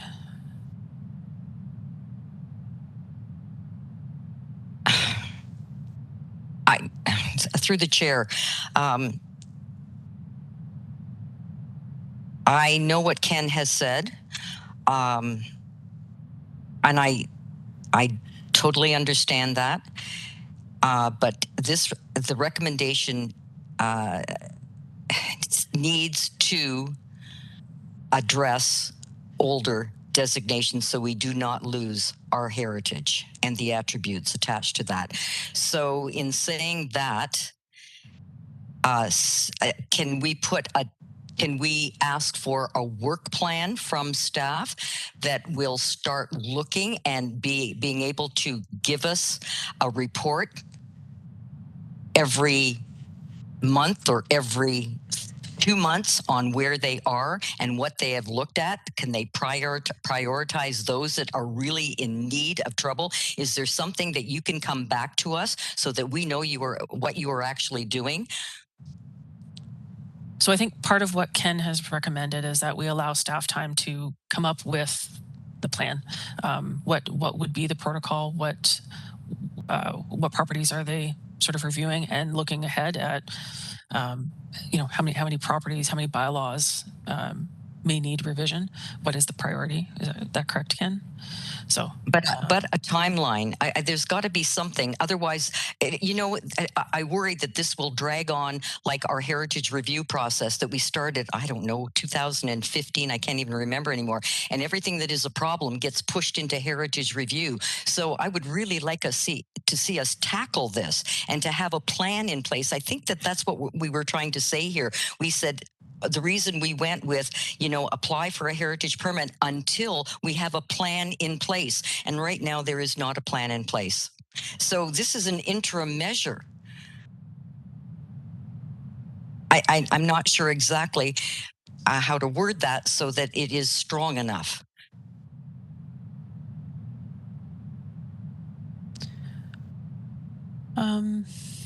Can this come back? Can this recommendation come back to inventory and research and let us reword it again, knowing what Ken has said, knowing what Steve has said, knowing what Jennifer has said, knowing what Graham has said, and let us rewrite that recommendation? Or do we have to do that now? Well, I don't think there's a need to wait. A recommendation can be made right now by the Municipal Heritage Committee. We've seen what's been come forward from the working group. We've been told by staff that it can't be said this way. It's not a legally binding request that we can make. So what do we need to move forward? One is to ask staff to report back, and you can set a timeline to that. If we need to ask staff to report back with a work plan as to with a report as to how they are going to tackle older designations prior to 2002. Ken, would you like to comment? Can you put that into better words, Ken, as to what you can do? So we're not. It's not going to come back to us again. So we have to rewrite it because you can't do what we're asking you to do, or you don't have the time, resources. Not that you can't do. Madam Chairman, I would suggest that it's two-pronged. One would be a strategy or a work plan for dealing with those properties, to review and assess the designating bylaws whatever years agreed upon by the committee. And then the second element would also be what would be the strategy for dealing with these properties in the interim. So some of that may be education and simply best practices if we don't have the legal authority, but we do have the ability to try to work with the property owners. And then the other element that we do have to consider isn't just thinking over the last couple of years in some of the properties we've designated,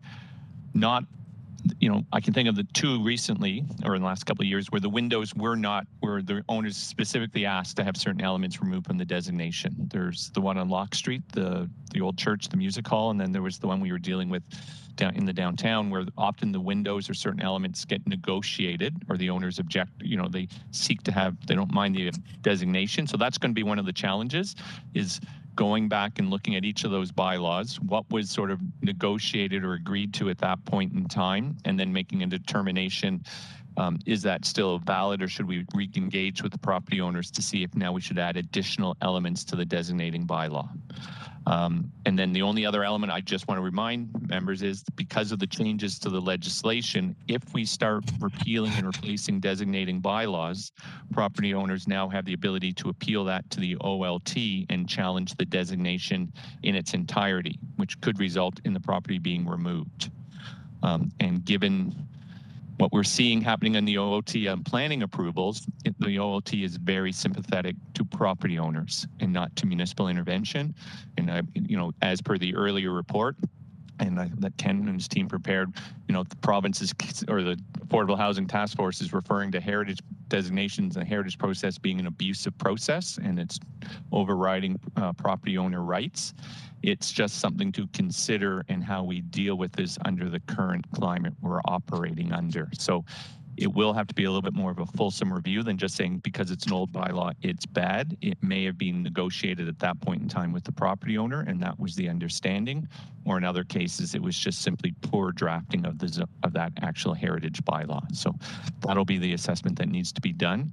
And I can say, council this year or last year did, Ken's current position, they provided funding to deal with that and to hiring of a third heritage planner, but we will probably be seeking additional resources in order to engage external consultants to assist with those processes like we do in the new designations. It's either a reprioritization of that capital fund and council permission to use that for the review of existing designations or seeking enhanced financial support because there's only limited resources we have in the organization if we're trying to deal with the existing backlog of designations combined with heritage permits, and this is an additional task that we would have to factor into that consideration. But all of that could be articulated in the report about the roadmap or strategy for reviewing and updating old existing designating bylaws, and then also a program in place. And that may rely on some of the work of the education and the research subcommittees to help with the property owners to encourage them to not to make unsympathetic additions in the interim until such time as we complete the review on the designating bylaws. Thank you.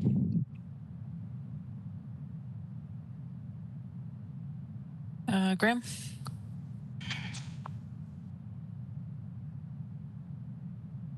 Now, here's the problem.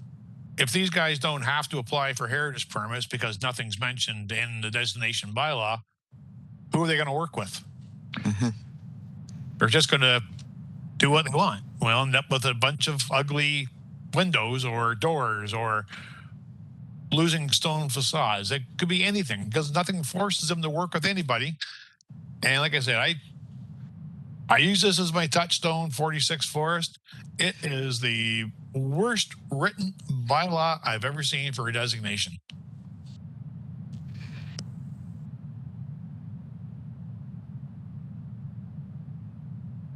Through Madam Chairman, understood. And I think the first task then is if there's going to be, part of that will be what is the priority in terms of that review. There is always a risk, but even, if a homeowner, if a property owner even is altering a designated feature, they still have the right to challenge if council denies their heritage permit to do that alteration. So there is always a risk that somebody will challenge, even if they don't like the final outcome of that heritage permitting process. And so that's just something, it is the nature of it. I think, we have that, the resource tool about windows and window replacement. 5 years ago, vinyl windows was a big issue. And, the Heritage Committee developed a best practice guide around the issue of window replacements. We can continue to try to educate and work with the property owners. Some will say no, but they're hopefully that, they're taking pride in their property and they understand why we're asking what they're doing, or to ensure that at least windows is not a permanent alteration the same way as a removal of a facade or something like that, or a roofline alteration, right? It can be undone, and we can try to minimize the damage or the impact of that temporary alteration to the property. You remove a 1900 window and throw it in the scrap heap, you can undo that? Sorry, Stephen, you can't. You can't replace that window. Sorry, I hear what you're saying in your frustration. But it's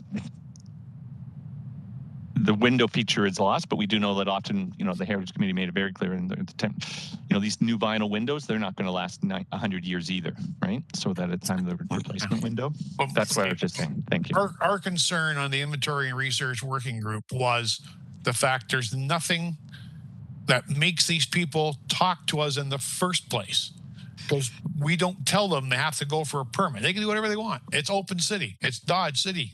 It's just do what you want, because there's nothing to stop them right now. We need something to slow it down, put a little brake on the process, something in the interim till we can fix the problem.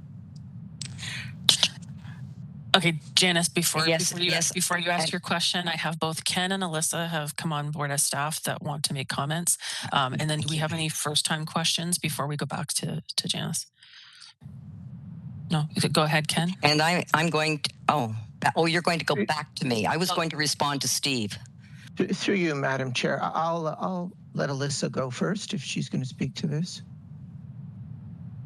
Through the chair, I just wanted to note, I know that there's a lot of work behind the scenes as a former heritage planner We build relationships with property owners. We have our heritage permit guide, which we used to provide more periodically directly in the mail to property owners to advise them of their requirements under the Heritage Act, to consult with staff. Most of the time, owners know their properties are designated. They know to reach out to staff to confirm what their heritage permit requirements are before they proceed with the work. That did happen to be the case with the property in question, the concern around 51 Herkimer. The outcome of that was unfortunate, and I think we've learned some lessons, but I think there just needs to be some clarification that generally heritage staff have a very good working relationship with owners, and owners do reach out to staff before they proceed with work in most cases, as well as when building permits are applied for, they're directed to staff. So there's that line of communication that exists, and I think we're hearing everything that the committee is saying, and I can speak for my previous experience in that role, and I know the current heritage planners as well as management know that those relationships exist. And I just wanted to highlight that as a part of our existing process. So through you, Madam Chair, I would concur and just point out that yes, we do. They do get flagged at building when they have to get a building permit in most cases. So that's what we try to catch things there. Okay, Janice, you had further comment. Janice, you're on mute. Yes, through the chair, I have two comments. One is back to Steve, and one is towards what Alyssa said. Steve, sitting on this committee and the other committees I sit on, I see my role as to advise, recommend, and protect heritage. I cannot put myself into that position where I have to concern myself whether or not a property owner is going to go to the Ontario Land Tribunal. That is not that. I don't think I see that written anywhere in my duties. That is beyond my control. So I don't want to go there. I can't comment on that. And back to Alyssa, yes, you do have a great relationship. And the other point I wanted to make, I think that those people that have designated properties buy those properties because they want those designated properties, and I do believe that they are concerned. And yes, we do know that property owner at 51 Herkimer came and requested if they could do that. So therein lies the problem.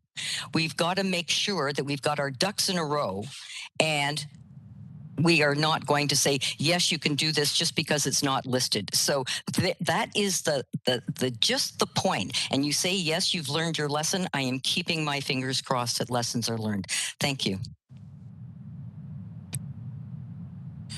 Thank you, Janice. So I guess without further question or comment, I think we need to look to see how we move forward. Right now, before us, we have a recommendation. We've been told by staff that legally it's not a binding request that we can actually make. So we need to either vote not to approve this recommendation, or amend it, or come up with an entirely new recommendation based on So just looking at some notes here, we can amend the recommendation to have staff report back to HMHC with a plan to review the designation bylaws prior to, and then provide a date.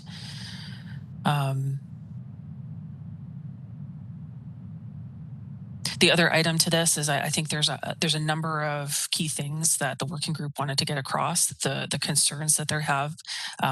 It may be good to throw this back to the working group as well, in addition to the recommendation going forward to staff, but have more dialogue with the working group as to what concerns are there. So how would the committee like to proceed?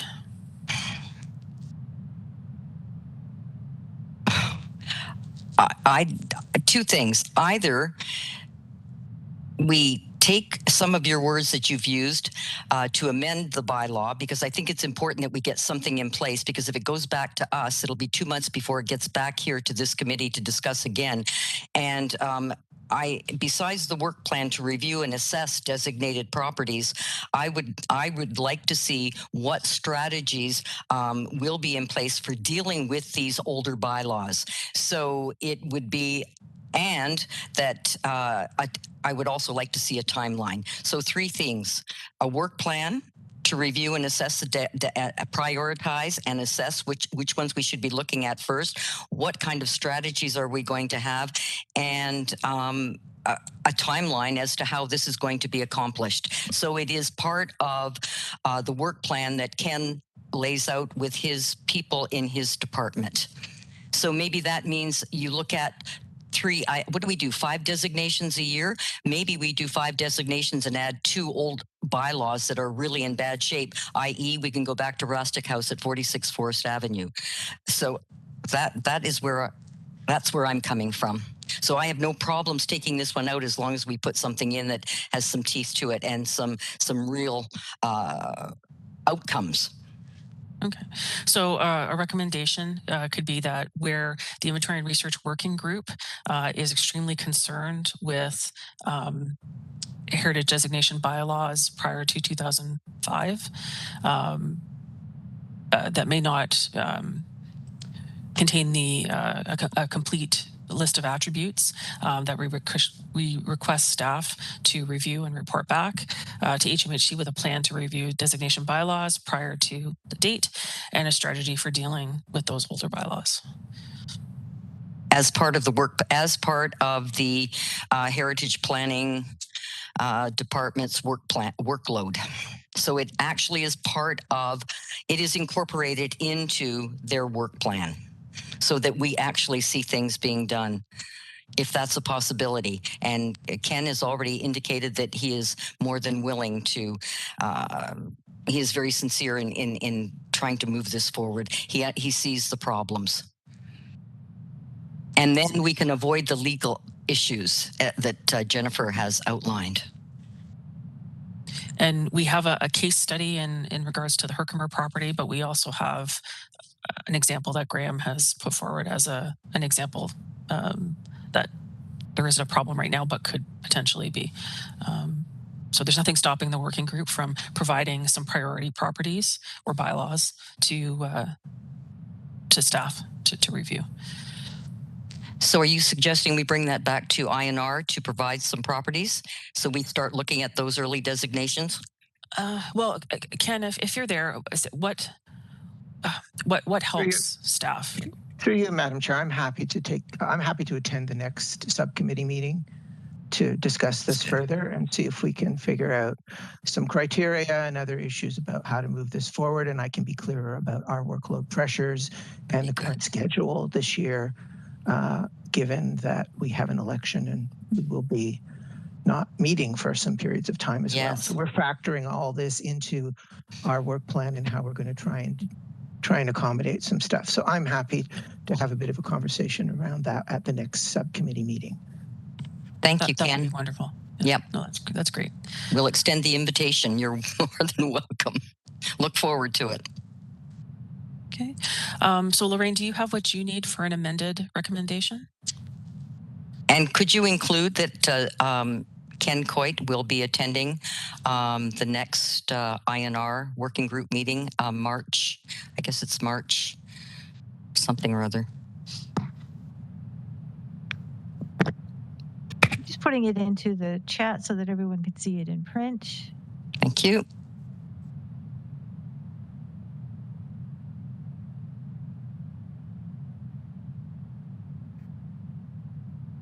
Excuse the shorthand, but I think you will understand the language. And I will also read it out.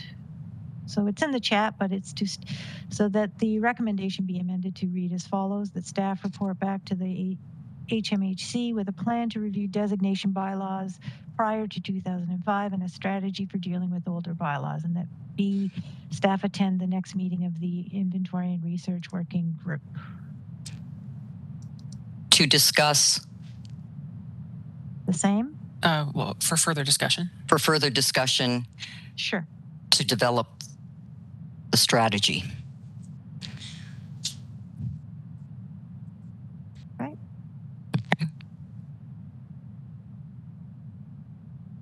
Okay.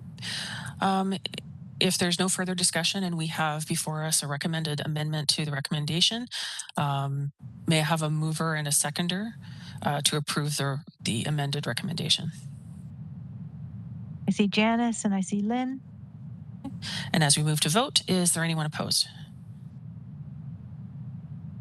Seeing none, that item is carried. Thank you, everyone. I know that was a frustrating topic, and I know it's going to continue to be until we can get things resolved. But thank you to Alyssa and to Ken and to Steve and to Jennifer for all of your assistance on that. I know it's a challenging topic, so further discussion to come. Thank you. All right. And our next item, correct me if I'm, actually, before we move on, Karen, you had wanted to touch on an item going back. Thank you. I'm sorry I'm a little out of order here, but I wanted to get something on the record here. This is pertaining to the 223 Governor's Road proposal, how we had the research inventory working group minutes and their recommendation that it be added to the register. And I'm really pleased to see that. I can tell you, Dundas has a lot of beautiful heritage buildings, but this one really is one of the gems. It's gorgeous and it really should be protected. And I'm also happy to see that we got this lovely letter from the owners who actually want to move forward towards designation. And it seems to me we spend so much time trying to get things designated and people saying, no, I don't want it. I don't want it. Here we have somebody who wants to move forward. And this committee, a lot of things that were said were very, I thought, dismissive and almost disrespectful to that proposal. So I would just like to say as a committee, I mean, it's our responsibility to help these people find, okay, what do I need to do to get designated? You know, and I understand staff is going to be in contact with them. And I think that's great. But I would just like to say that for us as a committee, we should be more appreciative when we do come across owners who do want to move toward designation and not just say, oh, it's not going to happen. It's not a priority. Because I don't think that's the way we want to come across. Right. And so I really hope this moves ahead. 223 Governor's Road owners, wherever you are, thank you for bringing this forward to the committee. I really appreciate it, and I hope it's successful. So thank you for letting me speak out of turn. I appreciate that. And thank you for those comments, Karen. And I think part of the point is that having staff get involved now will help the property owners get to the best place to achieve designation. Just simply putting them on the work plan and having it sit there until 2050 doesn't help them. So I'm really hoping that this is a positive thing, is that we move forward. Staff can communicate with the property owners and then maybe come back and see what decisions have been made if they want to pursue their own, and at least we'll get the information into the owner's hands, and then hopefully we get some positive feedback on that. So let's maybe keep that property in mind and do some follow-up, and you know, we have staff that are going to be following up, so we can get a report back on that property. Okay. Now, our next item is the notice of intention to demolish the building located at 17 Church Street, Flamborough, being a non-designated property included in the Register of Property of Cultural Heritage Value of Interest, PD 22052, Ward 15, item 10.2. Is there any discussion or question here?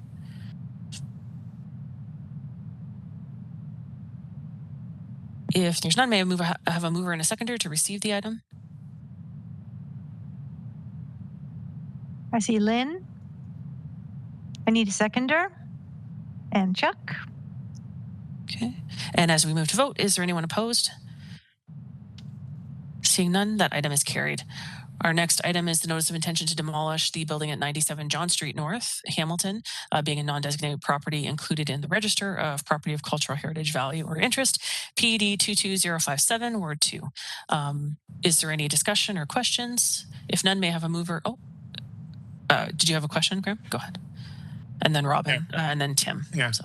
I don't see anything there but a salvage report. Is there one been prepared? Is there anything that's going to be saved from the building?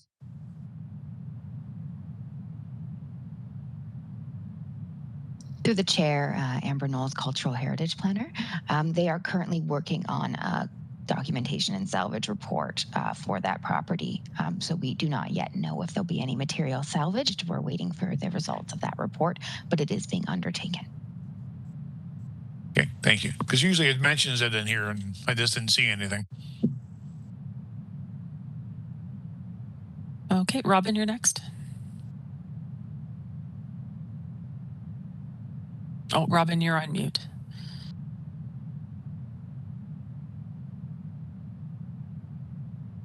If Tim wants to talk, mine's just a general question, not on this specific property.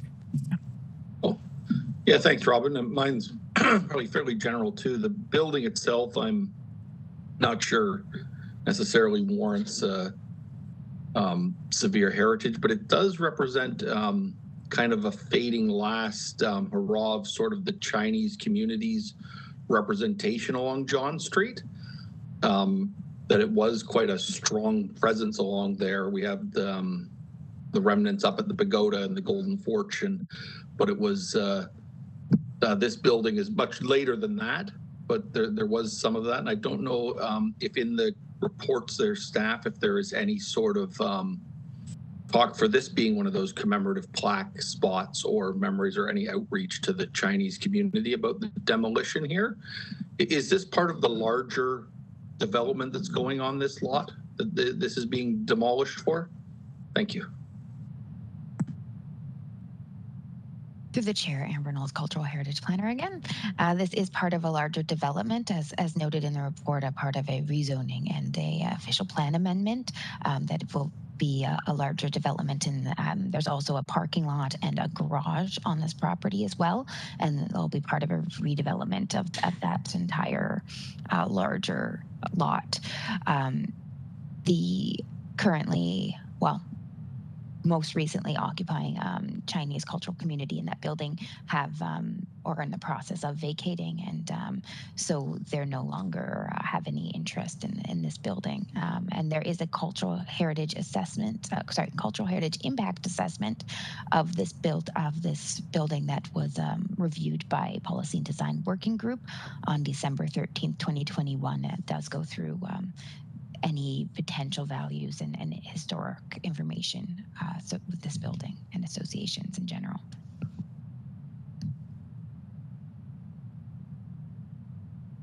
Thank you, Amber. So Robin, you said you had a general question. Is it still related to? Yeah, it's not just a property. I haven't recalled ever having a demolition notice come to this committee for a vote. And if that's the case, then why do we not have the same notice for all the buildings on King Street for the demolition of LRT? That's just a general look at it, because there are buildings there that are historical and not on the register. But yeah, so why do we not get notices for other demolitions? To the chair, I can respond to that, or if Kim would prefer, but I'll just say it's because this property is listed on the Heritage Register. As you may remember, even noted in Alyssa's presentation earlier, properties that are listed on the register, the owner must provide a 60-day notice of intention to demolish. Intention to demolish, those terms are very similar. So that is why we get a formal letter from the applicant noting that their intention to demolish the building, and therefore we need to inform council, and so therefore we're forward on those demolition notices before registered properties, as it's a legislated requirement through the Ontario Heritage Act that they provide that 60-day notice. That is not a requirement for properties on the heritage inventory or general properties of heritage interest. For designated properties, you would require a heritage permit, and then that would go to the Heritage Permit Review Subcommittee. Thank you. Madam Chairman, Steve Robichaud, just to, as it relates to the LRT, the province of Ontario is not subject to to the Ontario Heritage Act in a municipal designation or adding a municipal property to the registry. So if it's the province of Ontario or a direct agency of the Crown is involved in a demolition of a building, then the province is not required to obtain a heritage permit or even a demolition permit from the municipality. They may consult with the municipality, or they may obtain a permit as part of that consultation process, but there is no legal obligation, as I understand it, for the province or for Metrolinx to obtain the necessary any permits from the City of Hamilton prior to the demolition of a building in order to facilitate a provincial activity. So essentially, they're exempt from the Ontario Heritage Act and any protections under the Ontario Heritage Act that would flow from that. Thank you. Thank you very much. Graham, you're next on the speakers list. Yeah, I just wanted to remind Robin, not that long ago on the corner of Cathcart and Barton, we voted to remove that property from the protections. Same way, if it's on the registry, it comes off. And I think prior to you, we did Walnut in Maine to get off of protection. That's just what I can remember so far. And the building, I know it says community center now, but on John Street. But prior to, say, like early 70s, it was actually on King William. So that community center hasn't been there very long, like relatively speaking, for the Chinese community. Like where Hamburger and Fish and Chip went into, that was the community center at one time. That's just a general knowledge thing. That's great. Thank you, Graham. Is there any other comments or questions about this item? If not, may I have a mover and a seconder to receive the item? Mover and seconder, please. I see Graham and Janice. Thank you. And as we move to vote, is there anyone opposed? Seeing none, that item is carried. Our next item is the Inventory and Research Working Group notes from January 24th, 2022. And before we move to the recommendation, we have a delegation. So I'd like to welcome Carla Parslow from Parslow Heritage Consultancy, Inc. Thank you. Hello, Carla. Welcome. Thank you. I'll share my screen. Yep, no, that's great. And just a reminder that you have 5 minutes for your presentation. Absolutely. Just trying to figure, where the heck is it? Okay, hang on. Why am I having problems now? Okay, where is it? There, sorry. There we go. All right. And I believe you guys can see now, and I've set my timer. So I'm here to talk about 1107 Main Street West, the Grace Lutheran Church. It is the Grace Lutheran Church consists of 3 structures: a gable roof sanctuary built in with steeples built in 1959, as well as a 1-story flat roofed wing towards the back, also built in 1959, and a 1-story gabled roof addition built in 1970, the smaller one there. The former Grace Lutheran Church is one of over 6,000 properties listed on Hamilton's inventory of buildings of architectural and or historical interest, and it's also included on the city's places of worship inventory. Our company, we completed a cultural heritage impact assessment, and in doing so, we note that it does meet some of the criteria under 906. I'm not going to go through all of this because you have the report that you can do, but this was just to show you that we did see there was some value. There is cultural heritage value or interest in this property.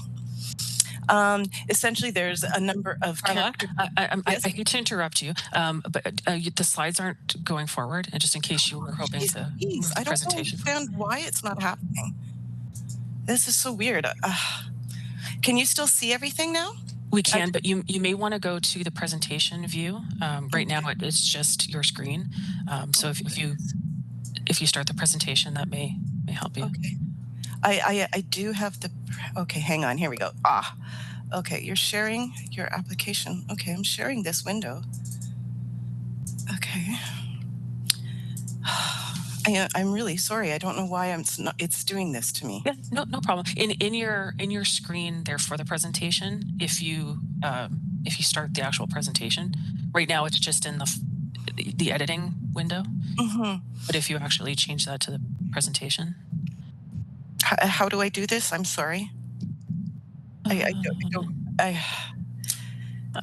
think you. What am I doing? I think if you click from beginning, see that one right there. Okay, what do we have now in front of you? Okay, escape. Okay, I'm just going to stop and start again here, okay? I am sorry that I'm just having No such problem. issues here. I'm just going to close everything else too to make sure it doesn't do anything stupid. Okay, now all I've got open is, okay, so I want to spare the application, right? Alyssa, did you want to provide some advice? Sorry, I am so sorry. There. That's okay. I know during the test, sorry to interject, but I know during the test before the meeting started, I think there was some concern when you were actually starting your slideshow, we weren't seeing it once it started. So I think you might just need to stay in this view and just click through the slides that way. Okay, can you see me right now? Can you see it right now? I can, yes. Okay, so you guys can see it. All right. All right, so let's just, and can you see this slide now? Yes, that's good. Okay, great. Okay, you'll just have to manually click on it. Okay, I'm so sorry. I'm so sorry. Okay, so I've gone over this. This was just to say, you know, when it was built, and that it's one of 6,000 properties that are on the register or that are listed. And then the next one is just the 906 criteria.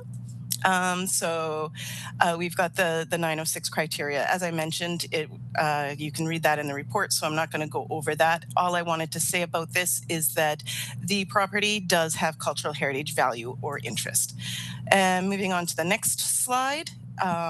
Let's just double checking here. I keep double checking to make sure I could see it. We just list some of the cultural character defining elements of the property.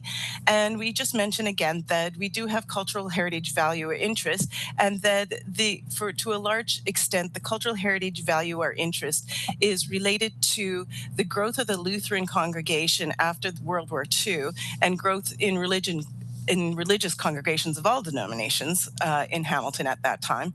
And as well, there's an association with a well-known architect for Hamilton. So alterations in the Lutheran population triggered the construction of this Grace Lutheran Church, and essentially alterations in the Lutheran population of Hamilton also resulted in the sale of this property. In other words, the congregation no longer exists in this community.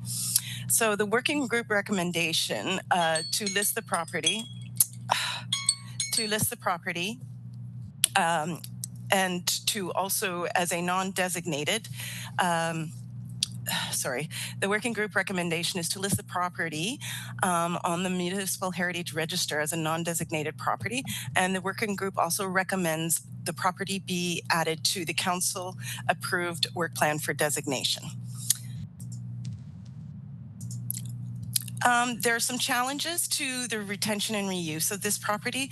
One is the current configuration. As you can see, the church makes it difficult to retain and incorporate into any new development because of its direction.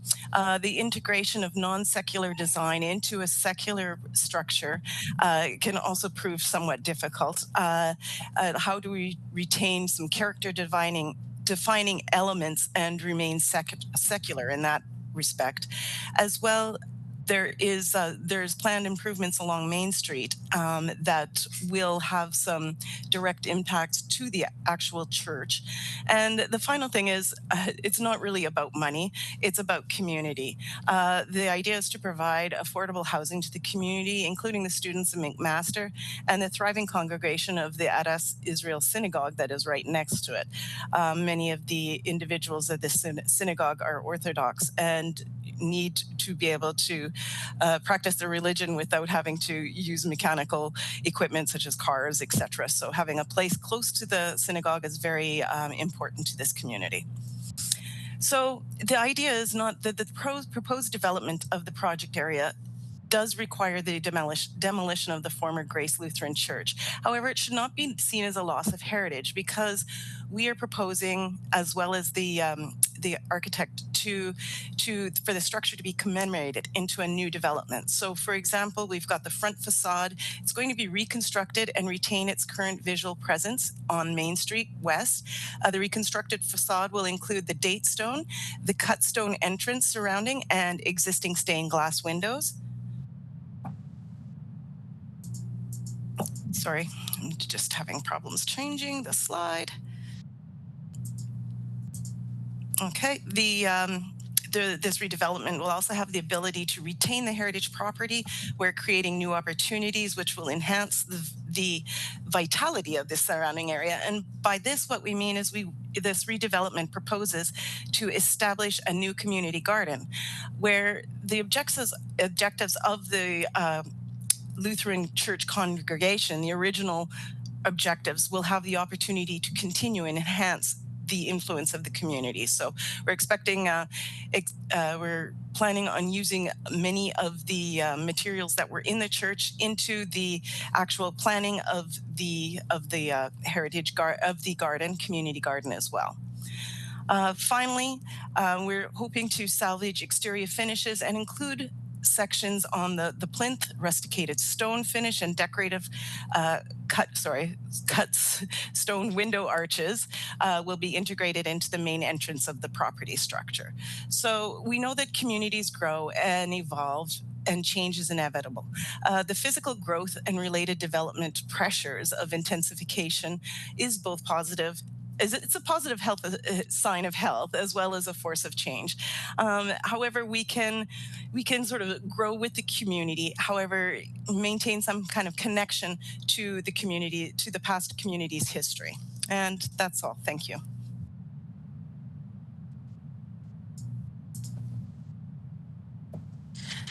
Great. Thank you, Carla. Do we have any questions of our delegate? If I could please have everyone raise their hand, and we'll get a speakers list going. And just while we're getting that list started, just through to staff, just to clarify, the images that were shown by our delegate, I don't believe matched the report that the Inventory and Research Working Group or Policy and Design would have seen. These look like a fourth or fifth iteration. Just to let you know, yes, after our initial cultural heritage evaluation impact assessment was received and reviewed by the city, we went back with the architect and we're working on ways to be able to address some of the comments that have been brought up. So this is these plans are new. We did meet up with Amber last week, I believe it was, just to sort of provide her with a little preview of what we were planning, and to also, request advice to come here and speak. Okay, that's great. Thank you for clarifying that. So I've got Graham and then Lynn. Go ahead, Graham. Yes, I was part of the Inventory and Research Working Group that looked at the Grace Lutheran CHIA report that you provided, which I think, if I remember, hits 8 of 9 criteria. Actually, it hits. No. You say it hits 4. We say it hits 8 of 9. So, okay, it's a very significant amount. Look, the building's a landmark. It's a beautiful stone structure, good architect, impact in the neighborhood. It's got all kinds of stuff that make it. And it's also not being used right now. Yes. Graham, we can't. Sorry. What is the question that you have of the delegate? My question is, has anyone thought of just picking this church up, rotating it around a little bit, back in on the Klein Avenue, and incorporating it into your design to make a great little Starbucks or something? I don't think that can happen. I'm not finished yet, sorry. And it would allow you to free up lots of property on the building site to put a nice structure that'll work with this one. Merely taking pieces of bricks off Grace Lutheran and gluing it onto the outside of the new building is not respecting heritage. No, and that's not what we're doing. And I don't know if you did see that picture of the community garden that we're planning, which is essentially the whole front part of the initial part of the church with the facade, and also to be putting in a community garden. And the garden, the other issue with the garden too, what we've also included was to ensure that the direction of the garden faced in a certain way so that there was an actual opportunity for growth of the plants, whereas that wasn't an issue. That was an issue previously.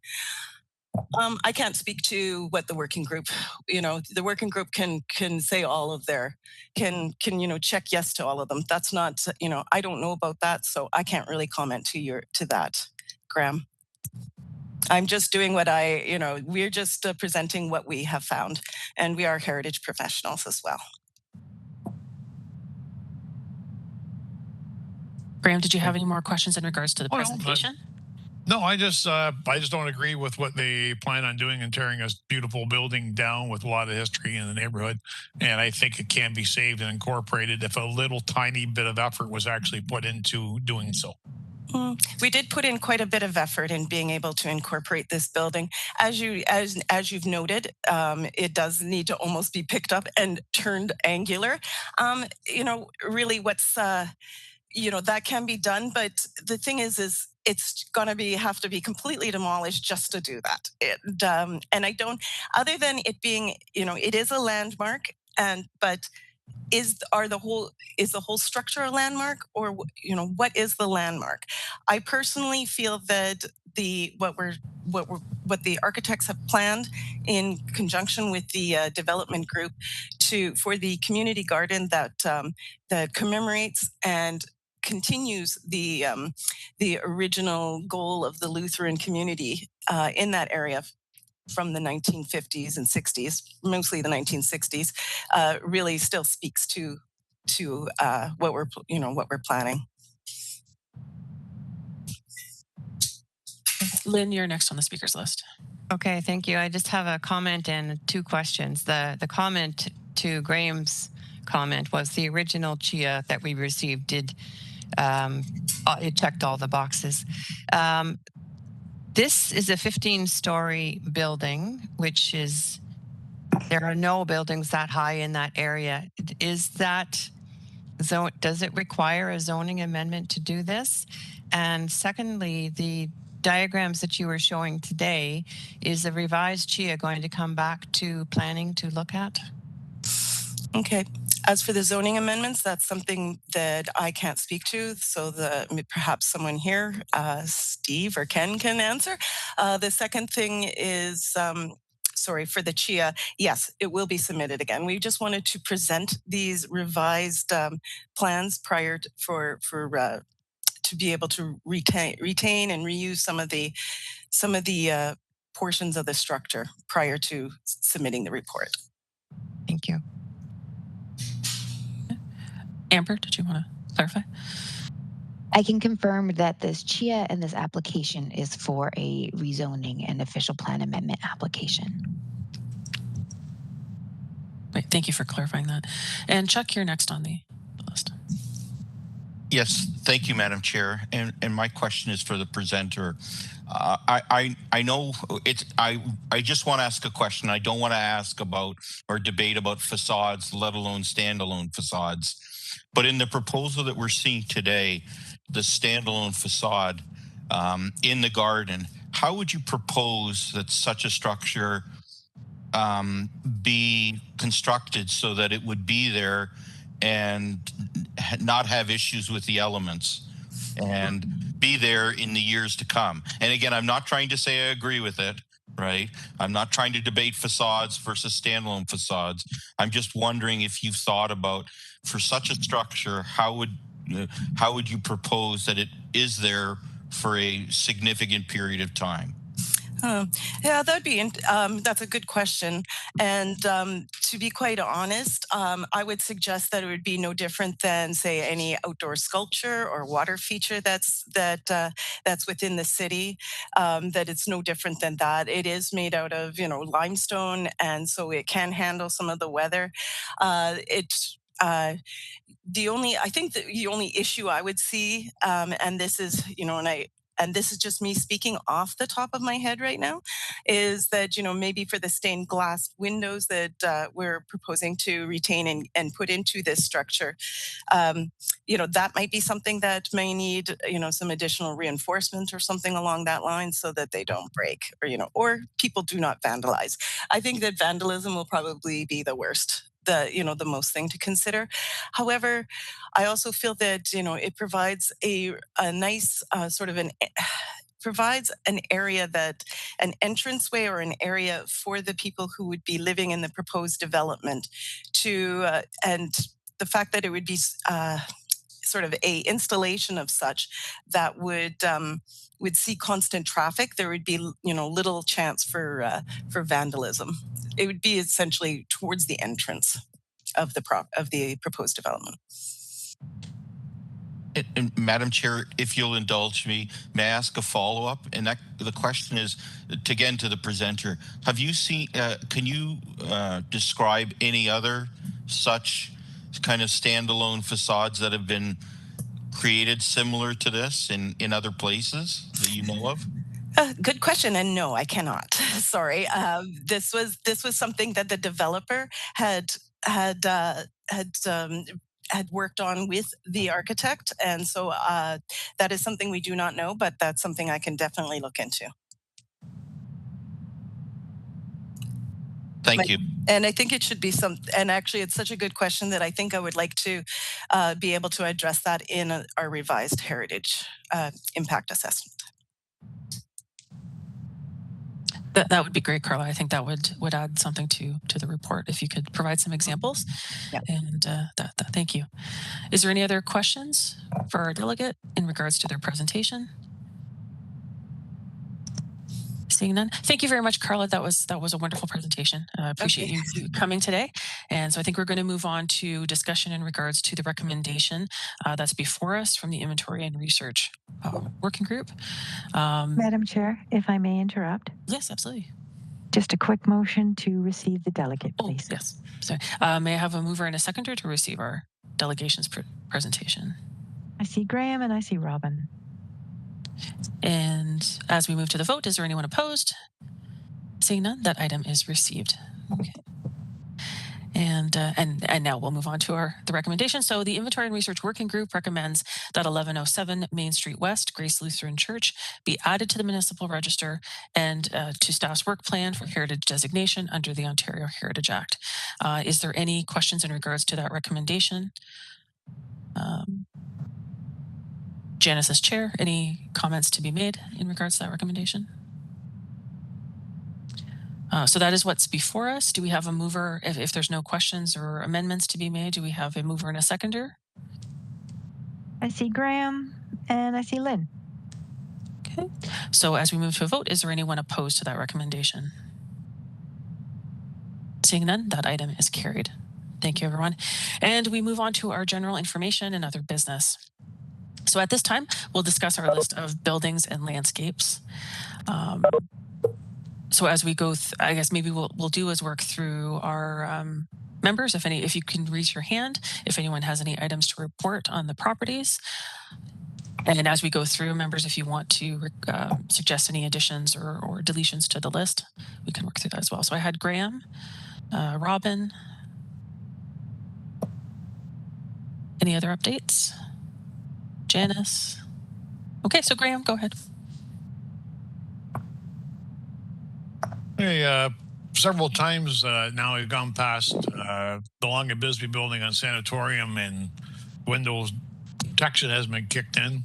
Luckily, the property owner reacts really quickly and gets them covered back up again, but it's time they either did something a little better or start working on it to get it in use. Excuse me. I went by the Rastrick house a couple of times, and there's a garbage bin out front. Lots of work being done in the interior. But looking in the garbage bin as best I can, and it looks like it's just minor stuff being ripped out, but there is work being done. Hopefully, they're not ripping out any heritage features from it, but it doesn't appear to be at that time. At the time, just those ugly bifold doors and that kind of stuff's all I've been seeing so far. Okay, thank you, Graham.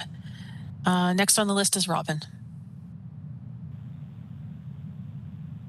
Thank you, Chair. The 13-1A, I guess it would be XXII. That would be the Beach Canal Lighthouse and Cottage. That was the announcement before the change of land ownership and property was done by the feds to HOPA, which is the Hamilton Oshawa Harbor Commissions. And it was a good turnout by the politics people and the media. So it seems like everybody's online here for the lighthouse to be moved. And that was one of the prerequisites for getting it, the land transferred. The other one is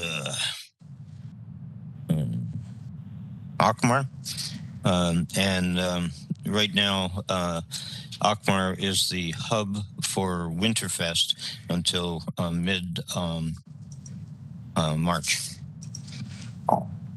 So there's a lot of people on the site making a lot of mud and pushing down the grass.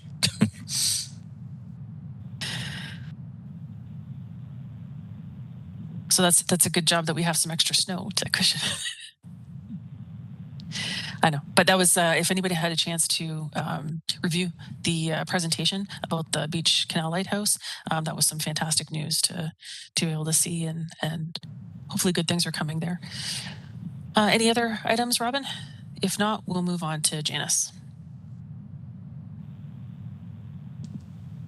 Yes, through the chair, 13.1B, and it would be number V1118, and it's 52 Charlton Avenue West. I'm sure, or maybe you don't know, but maybe over a month ago now, there was a huge fire at this property, and according to the news reports, there was over $400,000 in damage. So this is buildings going under some type of change. Well, at this point in time, I'm not sure about the status of any of the heritage attributes, and I don't know if this should be moved over to red or do we keep it in green. I do know, I think it was Amber that met with the building department and the owners, or was it Ken Coit? I do know that somebody met with the building owners. Ken, was it you that met with the building owners and Amber? Through the chair, yes. Well, actually, no, we haven't met with the building owners. We invoked the emergency heritage protocol at the time of the fire and worked with the building department to make sure an engineer with a heritage experience was involved in making the building safe. And it is my understanding there are preliminary discussions with the owner coming back around heritage permits and site plan and the other planning approvals to be able to renovate the building and repair the building. And I'm not sure what the case, so therefore we have no idea yet as to what any heritage attributes have been affected. Thank you, Ken. So should we move that, or should we just leave it where it is until we know a little bit more through Ken?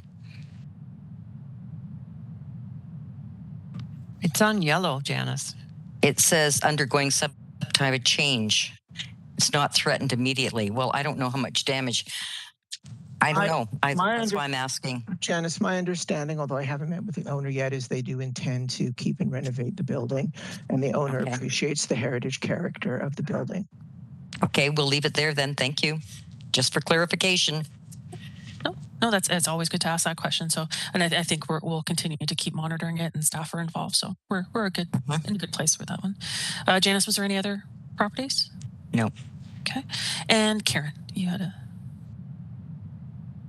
Thank you. I had one update.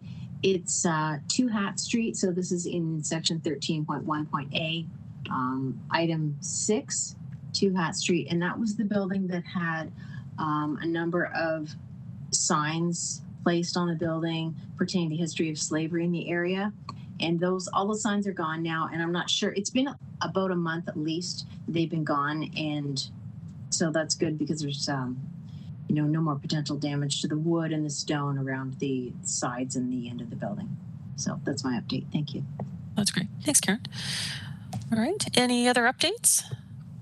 If not, may I have a motion to receive those property updates? And may I have a mover and a seconder?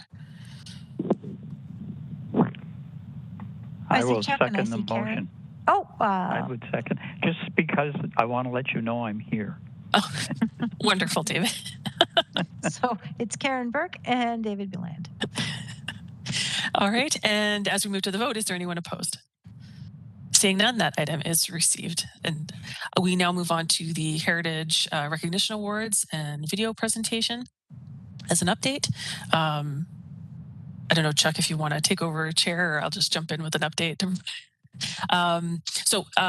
Everyone, this is Ontario Heritage Week. A lot of great things have been happening. I've been noticing a lot of the different heritage groups in the community are presenting their way of promoting heritage in the city. So just as an update, we've actually sort of we've launched the on the website, the city's website, all of the award winners. That information is out. Communications have been going out to the recipients and nominators, and so we're looking to bookend the week. So we started the weekend by launching online and on the webpage all of the information, photos, summaries of all of the award recipients, and we're going to be bookending the Heritage Week with the release and launch of the videos. So we've been working with staff. The education working group has been working with staff, and we've actually been able to create the 4-part video series that takes you through the introductions to the awards, takes you through each one of the categories and each one of our recipients, again with photo and description. So in a time when we can't get together and have our typical awards presentation, this has been the sort of the best next option, and I think it's all sort of come together, and it's looking fantastic. So those web links, look for those in your email. We'll be sending those out shortly. They're just doing some fine tuning today, but I think the thing that I want to sort of extend is all of the thank yous. Thank you to Stacy, our cultural heritage planner. Stacy has put in a lot of work behind the scenes to help us get things put together and navigated, and of course Lorraine had initially helped us. Michelle and Ava in communications has been very important in going through and editing our storyboards and helping us there with the communications plan. And Cindy Chordash has really been the workhorse trying to get our videos put together, and she's put together those 4 really well done video packages. So I think everybody's going to be really happy when you get to see those. And I think also to thank you to all of our members of the education working group, because everybody has been working hard to get those nominations in, get the information pulled together, do summary storyboards, gather photos, and it really has helped to put all of that together. So, and then finally, I guess just on behalf of the Municipal Heritage Committee, I want to wish congratulations to all of those award recipients, highlighting all the good work that's happened in the city, and all of the talented people that have been involved with preserving and conserving our heritage. So that's just a bit of an update. So again, you can check out right now on the city's website for those properties announced on the webpage, but then you can also have a look out for those videos once we send those links out today.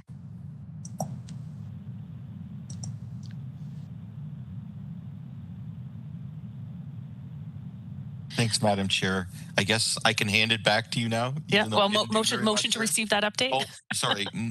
Can I have a motion and a seconder to receive the update?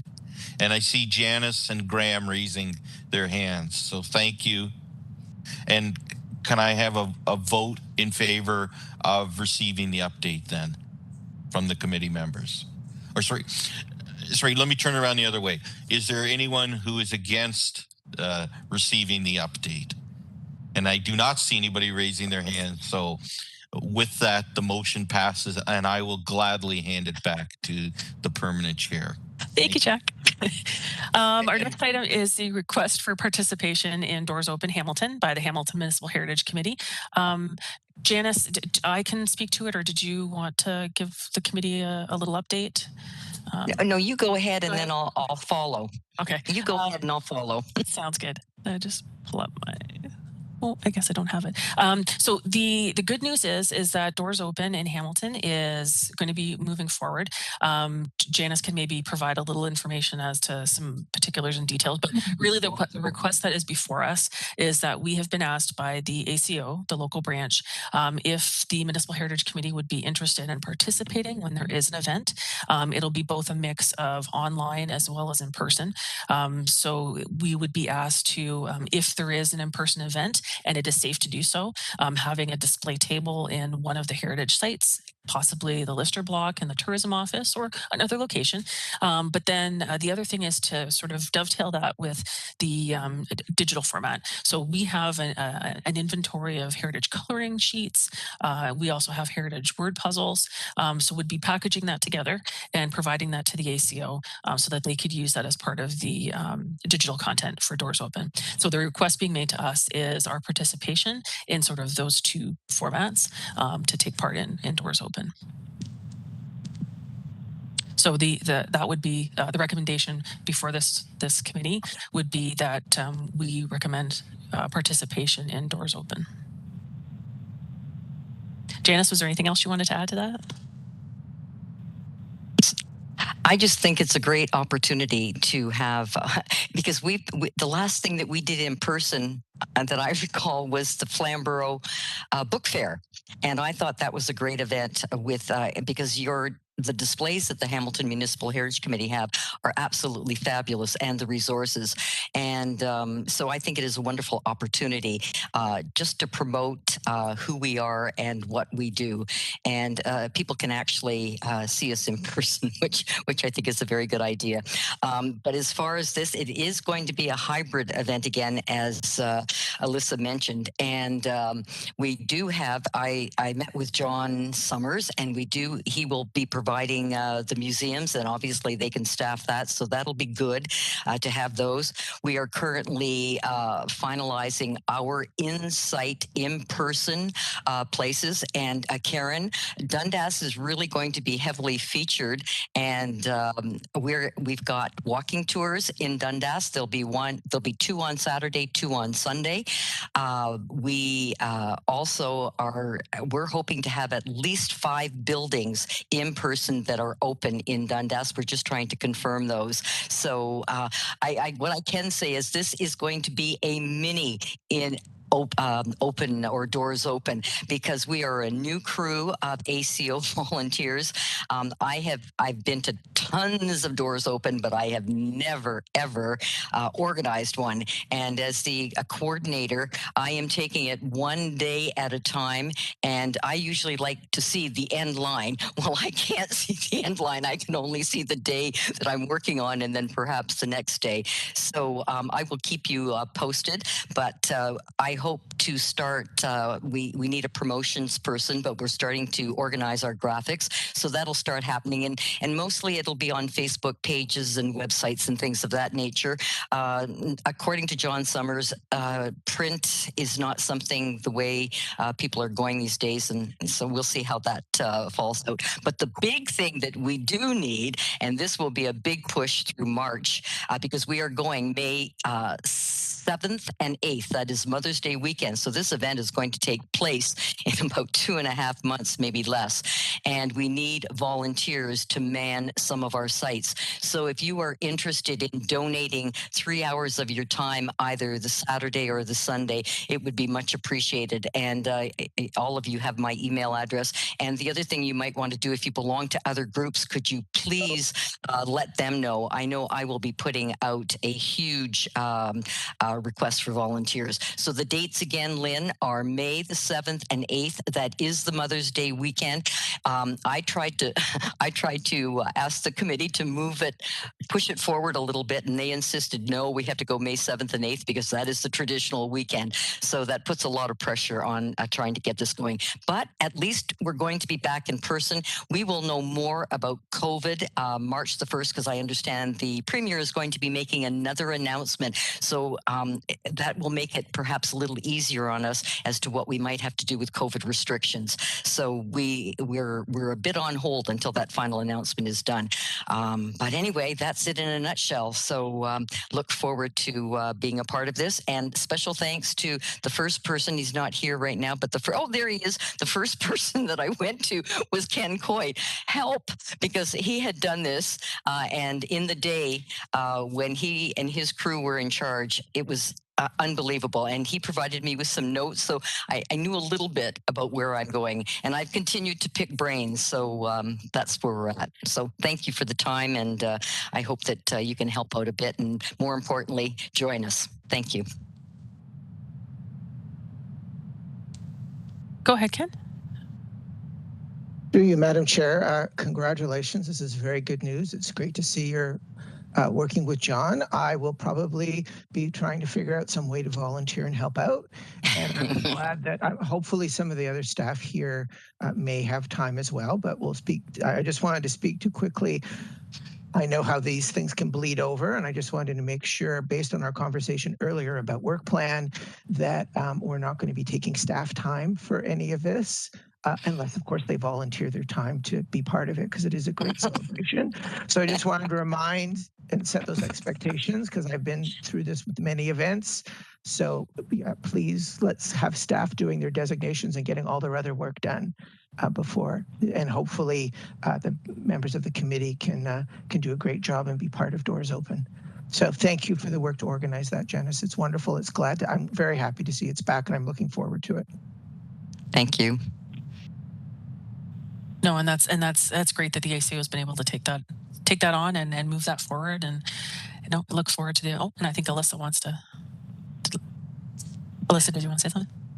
Yeah, through the chair, I just wanted to note, I'm not sure if the committee is aware or might have received emails about Jane's Walk Hamilton as well. I know traditionally Jane's Walk is usually the same weekend as Doors Open. And I know that they're experiencing issues currently and are looking for folks to pick up and potentially run the event. Otherwise, it might not run. So I just wanted to highlight that in case anyone wasn't aware of that and wanted to learn more. Go ahead, Janice. Yes, thanks, Alyssa. I was aware of that. I used to take part in Jane's Walks, but what I've managed to do is I'm encouraging those folks that traditionally did the Jane's Walks, if there's not going to be something, jump onto Doors Open, because we are featuring several walks, and that would be wonderful, because there are some wonderful tours that Jane's Walks have provided in the past. I hope they find volunteers. It's tough. So thank you. Oh, that's great. So thank you for that update, Janice. So in the chat, Lorraine has provided the draft recommendation. So that HMHC participate in the upcoming 2022 Doors Open Hamilton, in keeping with the committee's mandate to participate where possible in heritage events and activities. And I would also just clarify too that the work of getting heritage coloring sheets and word puzzles that would be sent to the education working group just to coordinate with Doors Open. Okay, so I don't believe there would be any staff time involved with that, so that we'll keep that just with the working group. Okay, so may I have a mover and a seconder on that motion, the recommendation? I see Robin and I see Janice. And as we move to vote, is there anyone opposed? Seeing none, that item is carried.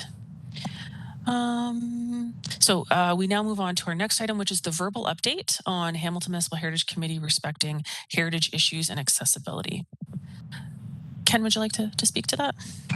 Through you, Madam Chair. I know Stacy's on the call and she can correct me or not. This was mostly related to an issue with the stairs at City Hall. We've since reached out to facilities, and it's my understanding they are planning to come back with this and revisit it when they finish with the amount of changes and work they're doing around COVID, as City Hall is planning to start to reopen in a month. So they have a fair amount of work to do. So it's not off the agenda, it's still there. And so hopefully we'll be coming back to you.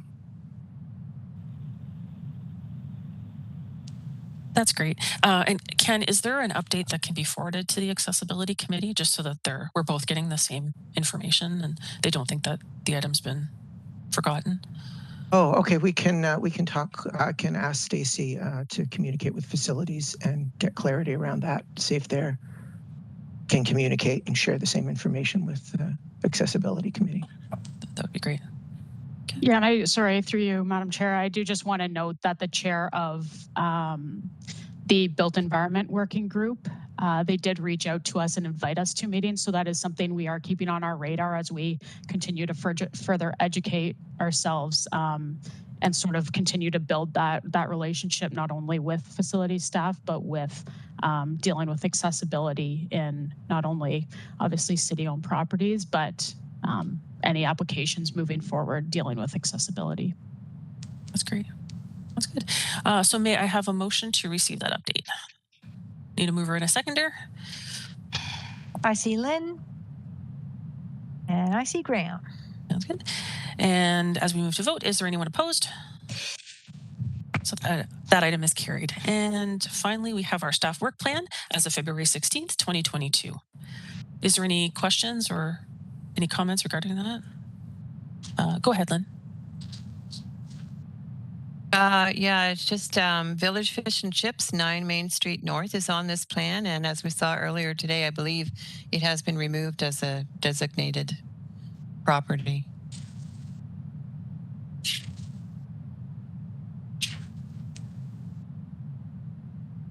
Go ahead, Alyssa.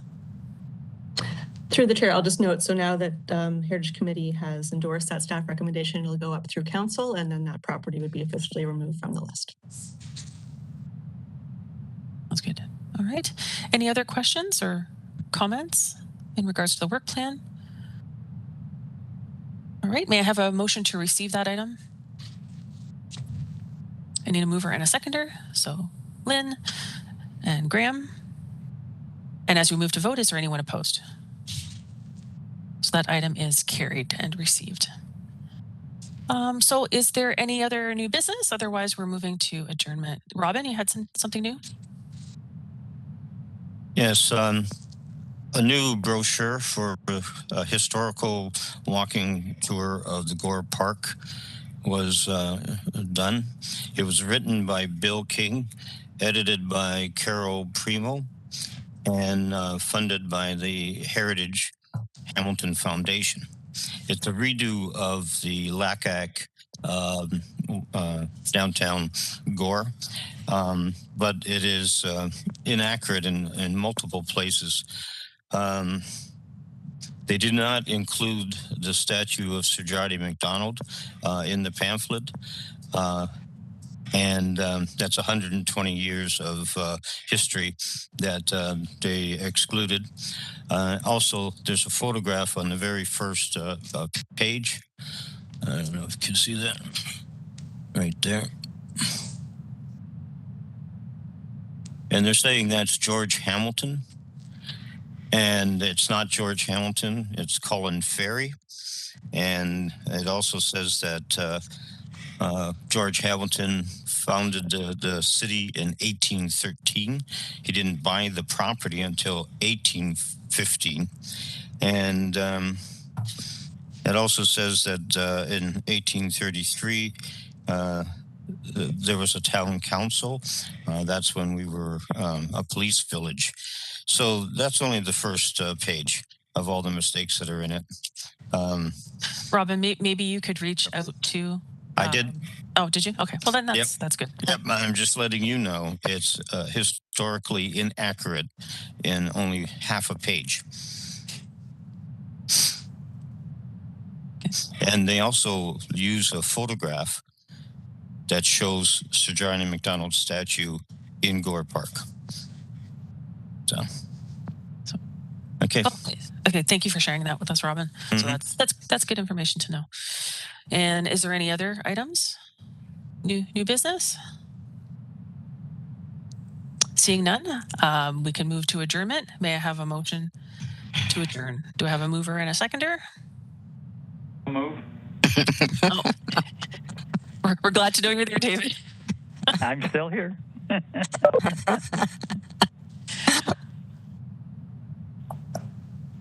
So Lorraine, you've got David and Janice? I do.